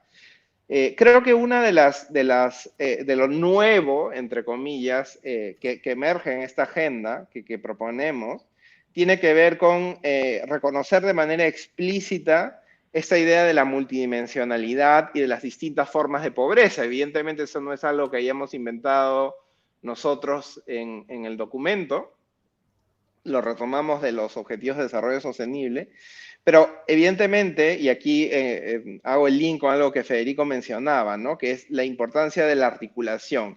Reconocer la multidimensionalidad de la pobreza o la existencia de distintas formas de pobreza nos obliga a pensar, a repensar, Mariana nos decía, las políticas de protección social desde una óptica de articulación. Ahora, eso es mucho más fácil decirlo que hacerlo. Y creo que la agenda también está en cómo generamos los incentivos para la articulación. Desde mis propios sesgos, como alguien que trabaja temas de pobreza multidimensional, considero que la adopción de algunos tipos de indicadores de pobreza multidimensional dan algunos incentivos para la articulación. Pero es un tema sobre el cual sería interesante ver a colegas de otras disciplinas también trabajar, ¿no? Los incentivos y la economía política de la articulación. Ese es un tema muy interesante sobre el cual creo que seguramente vamos a querer oír más en el futuro cercano. Cierro con una última cosita porque si no me paso mucho del tiempo. Creo que hay muchos desafíos, ¿no? Y Aileen nos decía un poco, y no puedo culparla de ninguna forma por pensar de esa manera, como, bueno, parece todo pinta muy oscuro, ¿no? Pero creo que también estamos en una etapa, digamos, en un momento en el cual, en general, ¿no? Ciertos paradigmas, bueno, yo soy economista, varios de aquí lo somos, ciertos paradigmas sobre la teoría del desarrollo y la economía del desarrollo empiezan a ser disputados, empiezan a ser cuestionados, ¿no? Y yo creo que quizás en esa lógica de cuestionamiento podemos empezar a imaginar, a pensar, a poner, digamos, trabajo hacia la construcción de una teoría o una economía del bienestar, perdón, del desarrollo, una nueva economía del desarrollo centrada en el bienestar y en una comprensión integral de la ecología y del desarrollo humano integral, ¿no? Yo creo que, digamos, el contexto actual nos muestra digamos, las carencias o las dificultades o las limitaciones, digamos, de nuestras perspectivas de desarrollo y nos invita a plantear algunas nuevas, renovadas, retomando lo que ya sabemos que funciona y también ejercitando la autocrítica, ¿no? La autocrítica acerca de lo que sabemos que no funciona o sobre lo que quizás no tenemos mucha evidencia de que realmente funciona, ¿no? Entonces, este es el momento, me parece a mí, para plantearnos radicalmente esa autocrítica y replantearnos radicalmente estas preguntas, al menos desde lo que los académicos hacemos.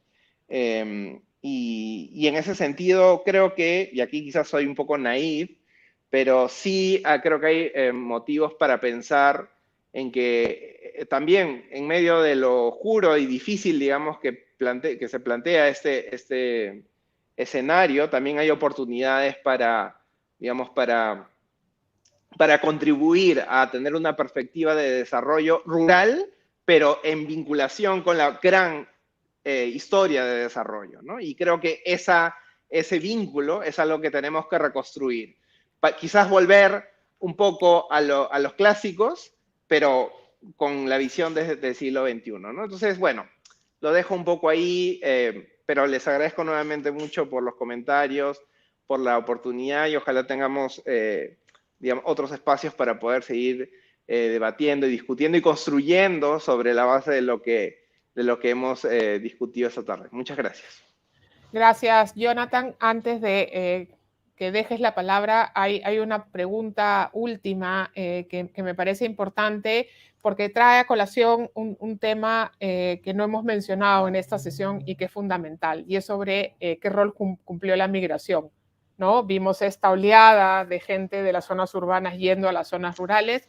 Esto, en tu opinión, contribuyó a mitigar el incremento de pobreza rural o más bien lo acentuó porque llevó más gente que estaba en necesidad al mundo rural.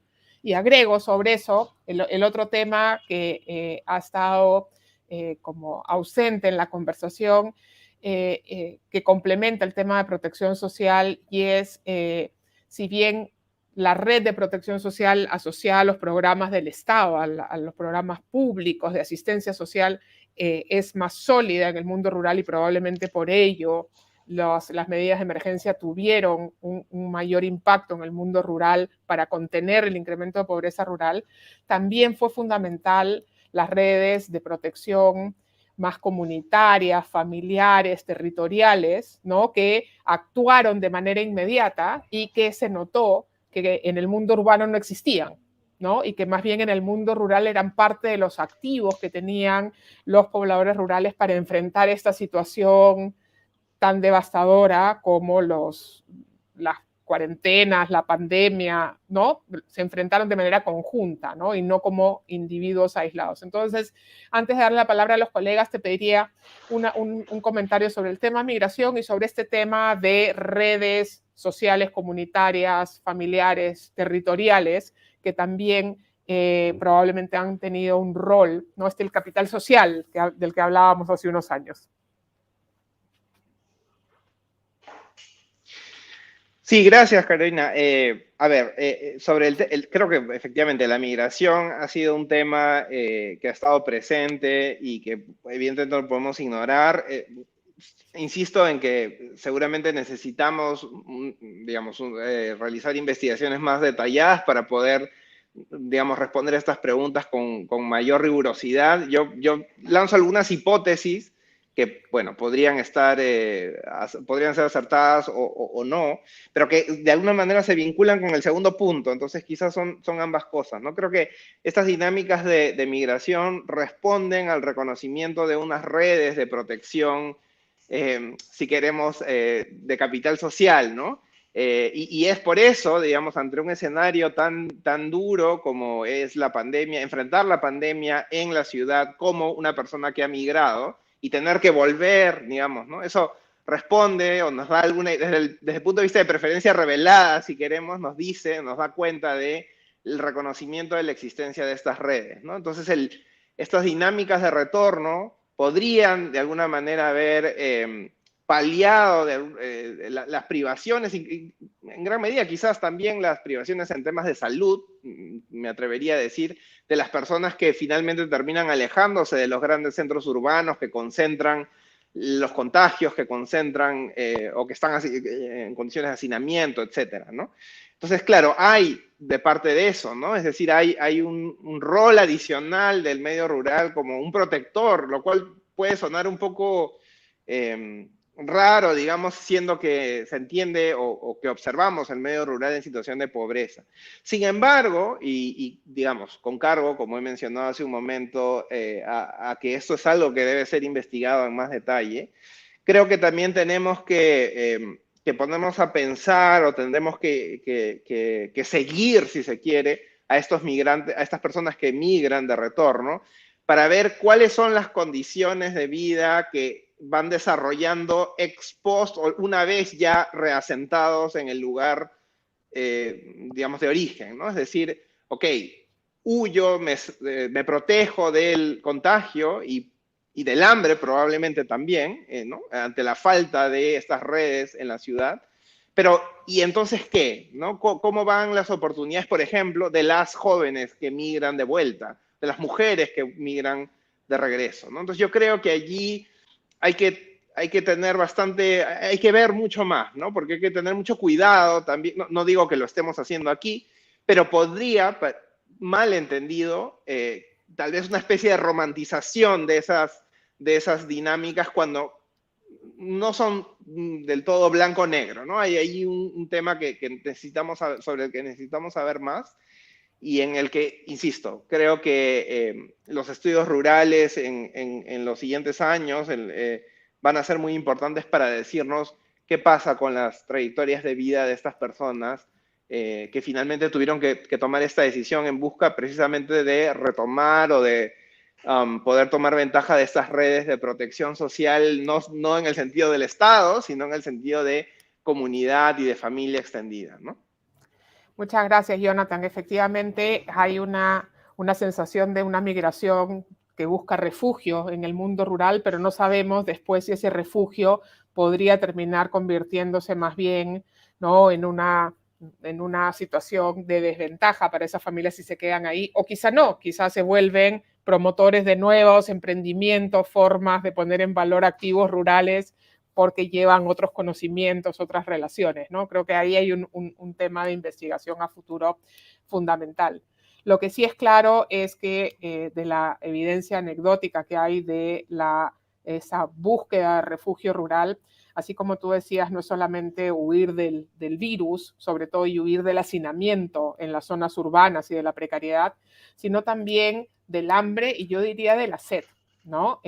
Yo siempre uso este ejemplo de cómo en las zonas urbanas, en las situaciones de mayor precariedad, en las grandes ciudades como Lima, una familia que se queda sin ingresos, se queda sin agua. No tiene con qué comprar agua, por lo tanto se queda sin acceso al agua. Ya ni siquiera estamos hablando de alimento. En la zona rural, pase lo que pase, caminas más, caminas menos, el agua está más limpia, está menos limpia, pero hay agua, ¿no? Entonces, esa sensación de poner a la población al límite también está tras esta necesidad de esta búsqueda de refugio. Quiero darle la palabra a nuestros panelistas para que nos queden unos minutos finales para Jonathan, para que nos ayuden con un comentario final sobre algunos de estos temas que consideran deberían estar en la agenda hacia adelante, de investigación y de acción, ¿no? En el caso de Aylin, sobre todo de investigación, Fico y Mariana han tenido vasta experiencia en el sector público y creo que el desafío de lograr una política, una estrategia de erradicación de la pobreza rural está en la agenda, pero sabemos que es muy difícil, como decía Jonathan, ¿no? Cómo articular, cómo generar los incentivos, pero también cómo alinear la institucionalidad que existe para que sea conducente y pueda permitir un esfuerzo de acción articulado. Antes de darles la palabra, solo hay una pregunta específica para Mariana, pero creo que también es importante para lo que dijo Aylin, y es la agenda verde. ¿Cómo juega aquí la agenda verde? Juega como oportunidad, pero al ser oportunidad también juega en contra de procesos más de industrialización, digamos, ¿no? Y puede generar como oportunidad y freno, ¿no? Cambio climático puede deteriorar oportunidades, pero también abrir nuevas formas de hacer las cosas que permitan nuevos emprendimientos, nuevas formas de interrelación entre lo urbano y lo rural. Entonces, adelante, unos 5 minutos cada uno. Aylin. Gracias, Carolina. Bueno, ya que han hecho referencia al tema de lo digital, brevemente quería mencionar algunos de los principales retos que hay en ese ámbito. En las zonas rurales tenemos una gran deficiencia de infraestructura de telecomunicaciones. Hay el problema de la red dorsal, que al momento, bueno, para quienes no están tan familiarizados con el tema, la red dorsal es esta gran red que se supone que va a conectar a todo el país y hasta el momento toda la situación está indefinida. El operador que estaba a cargo del manejo de esta red ha sido ya, bueno, el contrato de concesión, digamos, ya se ha finalizado. Todavía va a haber como un periodo más largo, como alrededor de un año, un poco más, para que se pueda definir qué es lo que va a pasar. ¿Y cuál es el problema? Que a partir de esta red iban a desarrollarse otras redes que iban a llegar ya a los centros poblados más alejados. Entonces esto todavía tiene para rato, no se sabe qué va a pasar, no van a poder acceder digamos, los pobladores de las zonas rurales a internet de fibra óptica. Todavía hay muchas dificultades. Entonces, todos los proyectos regionales que tenían pensado atender estas zonas rurales, todavía hay todavía que esperar un montón. Eso es por el lado de la oferta. Por el lado de la demanda, como ya adelantó Carolina, hay muchos retos en cuanto al alfabetismo digital o las competencias digitales, ¿no? Y eso se ha visto durante estos tiempos de la pandemia, también en algunos estudios más de orden cualitativo, donde se ha evidenciado que, bueno, no se sabe, digamos, desde lo más básico, que es abrirte un correo electrónico, un usuario, un password, muchas dificultades todavía en ese sentido. Y ahí, bueno, se destaca lo que ya hemos mencionado respecto al acceso, el uso y las experiencias que tienen los jóvenes que ya han venido apropiándose de las tecnologías. Bueno, eso es por en cuanto al tema de telecomunicaciones. También quería mencionar otro tema que ha surgido a raíz de todo el problema de la crisis de la pandemia, que es lo relacionado a la inseguridad alimentaria, que, bueno, esto se ha hecho evidente en el estudio que mencionó Jonathan, que nosotros desarrollamos el año pasado. Y bueno, en el entorno rural se han mencionado que, bueno, hay un gran porcentaje de personas que han tenido que reducir sus raciones o que no han tenido que comer durante todo el día. Entonces, en ese sentido, todavía hay que pensar en algún tipo de estrategias que se podrían adoptar. Por ejemplo, no lo sé, la ampliación de Jaliwarma, implementación de ollas comunes, comedores populares. Ahora ya hay, digamos, esta ley de compras públicas que plantea metas respecto a la compra de alimentos por parte del Estado. Entonces, por este lado de la inseguridad alimentaria, es un tema que quizás se había dejado un poco de lado y ya se estaba empezando a hablar, bueno, se hablaba más, digamos, de la desnutrición, la anemia, pero la inseguridad alimentaria viene a ser un nuevo tema que hay que investigar, hay que ver, y se tiene pues que definitivamente garantizar el acceso a los alimentos. Eso es lo que quería comentar respecto a estos temas. Gracias. Muchas gracias, Ailín. Fico. Gracias, Caro. Gracias a Jonathan por los comentarios finales. Yo quiero comentar un par de cositas. En primer lugar, tal vez parto de lo específico para llegar a lo general. Y van a perdonar que ponga un ejemplo personal. Cuando estuvimos en el ministerio, con mi colega y amiga y cepiana, además, Silvana Vargas, encontramos en el Ministerio de Agricultura en Midagri un mecanismo que se llama Comités de Gestión Regional Agrario. Y con Silvana quisimos ampliar no solamente agrario, sino que sea de ambos sectores, impulsado por ambos sectores, y comenzamos a trabajar en las regiones, liderado por los gobiernos regionales, agendas de desarrollo social y agendas agrarias.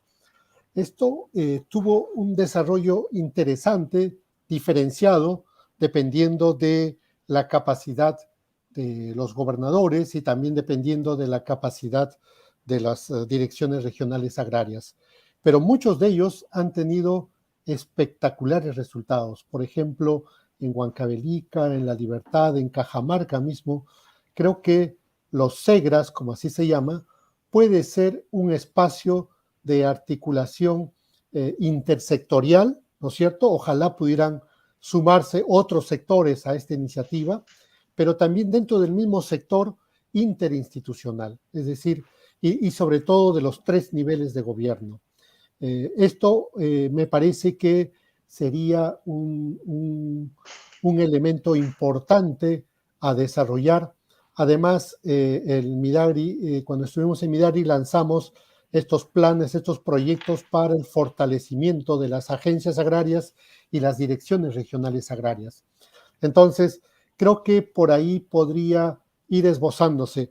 Cuando escuchamos al inicio de este gobierno el lanzamiento de la segunda reforma agraria, que ese título puede provocar en las personas expectativas o a lo mejor rechazo o a lo mejor indiferencia, pero de los 9 puntos que se lanzó, Uno de los puntos a mí me llamó la atención, este gabinete de desarrollo agrario y rural, en donde se anunció el liderazgo del presidente con los 5 o 6 sectores que estaban vinculados al mundo rural, trabajando agendas territoriales. Lamentablemente, hasta ahora no se ha implementado, pero yo creo que por ahí podría estar las posibilidades de hacer esto, proyectos multisectoriales, proyectos entre los 3 niveles de gobierno, proyectos participativos.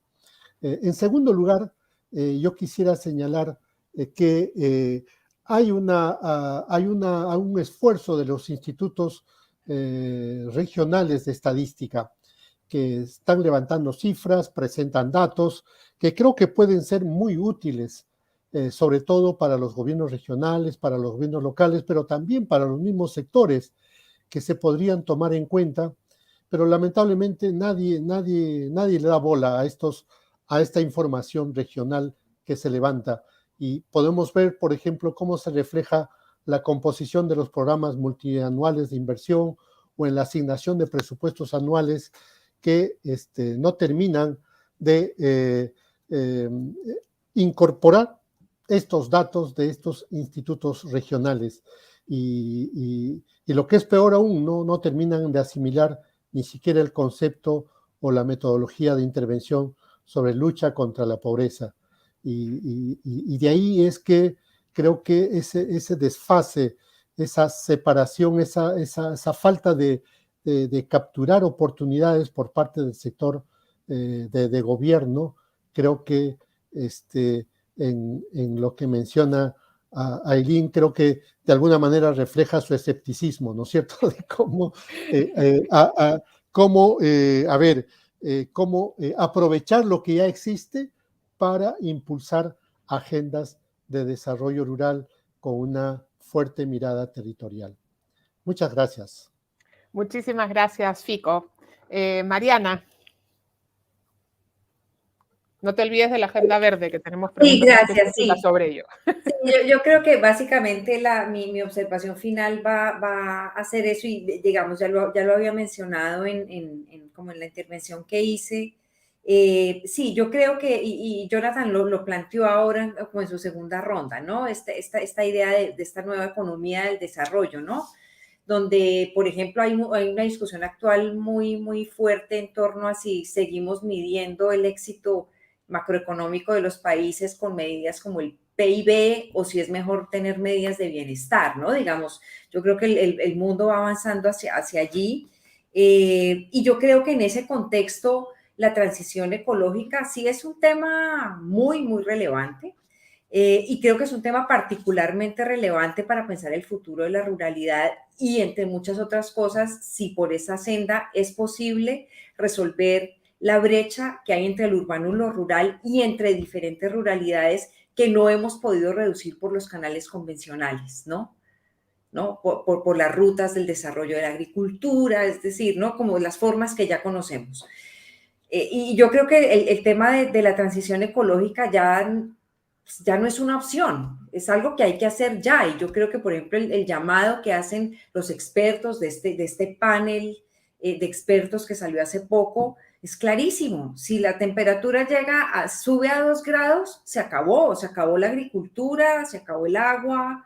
O sea, esto no es cantar apocalípticamente, es una realidad, ¿no? Y estamos en ese punto de inflexión en el que ya hay daños irreversibles, pero que se puede actuar. Y yo creo que la transición ecológica, o sea si no hacemos nada, el impacto sobre la ruralidad es como una hecatombe nuclear, digamos. Si estoy hablando, no sé, 20, 30 años, es de esa categoría. Pero si le damos la vuelta, yo creo que ahí podemos resolver una de las grandes paradojas que tiene la ruralidad en América Latina, esa ruralidad rezagada que es profundamente pobre, pero que es inmensamente rica en recursos naturales. O sea, 1 tonelada de carbono capturado vale N veces más que un barril de petróleo. O sea, la riqueza de un país, por ejemplo, como el Perú, que tiene la Amazonía aquí en la selva, ¿no? bueno, ahí hay como una bomba positiva de explosión de oportunidades para las comunidades rurales. Además, las ciudades dependen enormemente de los servicios ecosistémicos que se generan exclusivamente en las zonas rurales, ¿no? La producción de oxígeno, de agua, etcétera. Eso solo pasa en la ruralidad, eso artificialmente es, no sé cómo será, seguramente se podrá hacer en algún momento en algún laboratorio, pero la realidad es esa.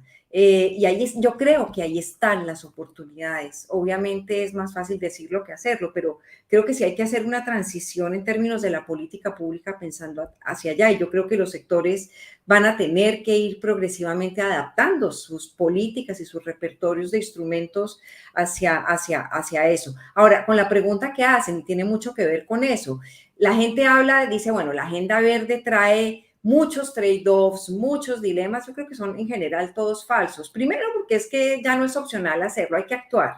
Y dos, porque yo creo que sí hay evidencia de que sí se puede hacer una agenda verde con industrias de manufactura. Aquí la persona que pregunta, dado el valor agregado a la industria de la transformación, yo creo que es posible transformar de manera sostenible. Yo creo que no son excluyentes. Lo que pasa es que cuesta, por un lado, y obviamente hay unas fallas, digamos, también desde el diseño institucional para eso. Hay mucha evidencia de que hay cosas que es posible hacer, es decir, es posible hacerlo bien, es posible hacerlo de manera sostenible,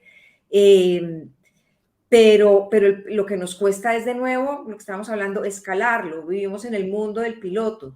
¿Y por qué no escalamos? Porque hay fallas institucionales, hay fallas en el diseño institucional, hay incentivos mal puestos, por supuesto, y yo creo que todavía es importante tener muy claro, y yo creo que esta es una recomendación para quienes hacen la política pública y también para los privados, por ejemplo, que aportan, que ese es un tema también que hay que ver, es cómo se distribuyen los beneficios y, por supuesto, los costos también en todo el espectro, digamos, social, ¿no? Cómo se distribuyen los beneficios y los costos ambientales, individuales, sociales, que yo creo que de eso va a depender que la agenda verde no tenga más estos trade-offs y estos dilemas, ¿no? Hay que hacerlo definitivamente, y yo sí creo que ahí puede haber un futuro promisorio. Yo no creo que sea la panacea, ¿no? Porque tendrá tantísimas dificultades, pero yo creo que sí, obligatoriamente hay que explorar esa ruta.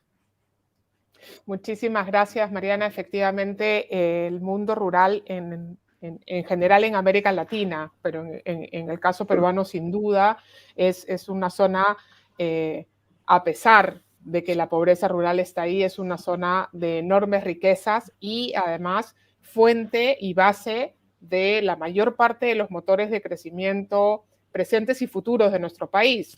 Lo vimos en la pandemia, la producción de alimentos, sin duda, la producción de energía depende del mundo rural y todo lo relacionado con las industrias extractivas, sin duda, y con los futuros motores de crecimiento, desde el turismo, la explotación forestal, pero todos estos potenciales nuevos negocios asociados a la agenda verde, que como tú dices no es opcional, es una obligación en el mundo que se nos viene. Sin la ruralidad, probablemente las opciones de desarrollo y crecimiento del Perú son inexistentes, ¿no? Pero creo que claramente, justamente por eso es que la agenda de pobreza rural, esta pobreza que sigue ahí, que sigue siendo inmensamente alta, es una agenda que tenemos que atender desde la política pública. Jonathan, comentario final para cerrar esta interesantísima mesa. Sí, efectivamente, muy interesante todos los aportes. Nuevamente, muchas gracias por todos los comentarios. Yo quisiera cerrar con algo que a mí en lo personal me parece interesante, particularmente interesante dentro de lo que hemos discutido, ¿no? Digamos, creo que nos queda claro que para disminuir, erradicar todas las formas de pobreza rural, no va a ser suficiente incluso el repensar la protección social y la inclusión económica per se. Vamos a necesitar probablemente activar algunos motores de crecimiento económico que están un poco dormidos, digamos, y que son necesarios, por ejemplo, para reducir esas brechas de 30 puntos porcentuales a las que hacía referencia en mi presentación, ¿no? O sea, cuando tenemos brechas de esa naturaleza, de esa magnitud, es un poco difícil, digamos, pensar que se van a reducir únicamente con lo importante que es, por cierto, pero únicamente con la protección social y la inclusión económica como la entendemos. Sin embargo, creo que en el contexto actual también hay una tarea, digamos, de diálogo entre los especialistas en el mundo rural, por una parte, y en general los economistas más mainstream, si quieren. Y es esta idea de entender que el crecimiento económico efectivamente es muy importante para reducir la pobreza, pero para erradicar la pobreza más dura, más severa, ¿no? Más estructural, decía Mariana, vamos a necesitar pensar y tomarnos en serio realmente esta idea del crecimiento inclusivo, pero quizás es un crecimiento inclusivo 2.0, yo me iría un poco más allá, ¿no? Y es 2.0 porque quizás sea un crecimiento inclusivo que se centre, por un lado, no únicamente en el aumento de los ingresos, incluso de los ingresos de las personas que viven en el medio rural, sino en general en el bienestar multidimensional de las personas que viven en el medio rural y con una perspectiva de ecología integral, ¿no? Yo creo que es quizás ese tipo de perspectiva a la que finalmente vamos a querer transitar si es que realmente estamos buscando una reducción importante de los altos, y como decía Aileen, resaltaba Aileen, en el corto plazo no muy esperanzadores niveles de pobreza, de distintos tipos de pobreza rural que tenemos en América Latina, ¿no? Creo que en ese sentido hay una responsabilidad tanto de quienes nos dedicamos a la academia, pero también de quienes dialogan con la política pública, insisto, para atender estos puentes de comunicación. La comunicación no es lo único, pero sí es muy importante, sobre todo cuando observamos que en sociedades como las nuestras latinoamericanas, algunas narrativas de desarrollo más bien antiguas persisten aún en el debate público, ¿no? Y necesitamos refrescar y aterrizar. Así que nada, de nuevo muchas gracias por el espacio y por el magnífico intercambio que hemos podido tener. Estoy muy agradecido con ustedes. Gracias. Muchísimas gracias, Jonathan. Nosotros muy agradecidos contigo, y ahora que estás en CEPIA, te quedas en CEPIA y te esperamos con una gran ponencia en el próximo CEPIA en 2 años. Antes de cerrar, además de agradecer a nuestro panel y darles las gracias por su participación y su apoyo al CEPIA, quiero recordarles que mañana a las 8:30 de la mañana retomamos las actividades del seminario. Mañana tendremos a primera hora la presentación de la ponencia de balance en el tema de sistemas agroalimentarios y agricultura familiar. Va a ser una mesa muy interesante con mucho para debatir en un tema que está candente no solo en el Perú, sino a nivel internacional. Hoy día ya tuvimos la mesa sobre trayectorias de jóvenes y mujeres y tenemos todavía toda la semana llena de actividades, de presentación de investigaciones, de debates, de reflexión, hasta cerrar el viernes con una mesa justamente sobre política agraria. Entonces los invito a que nos sigan acompañando en el CEPIA, y nuevamente muchísimas gracias a Jonathan y al panel por esta extraordinaria mesa especial sobre pobreza rural y COVID-19. Muchísimas gracias y hasta mañana.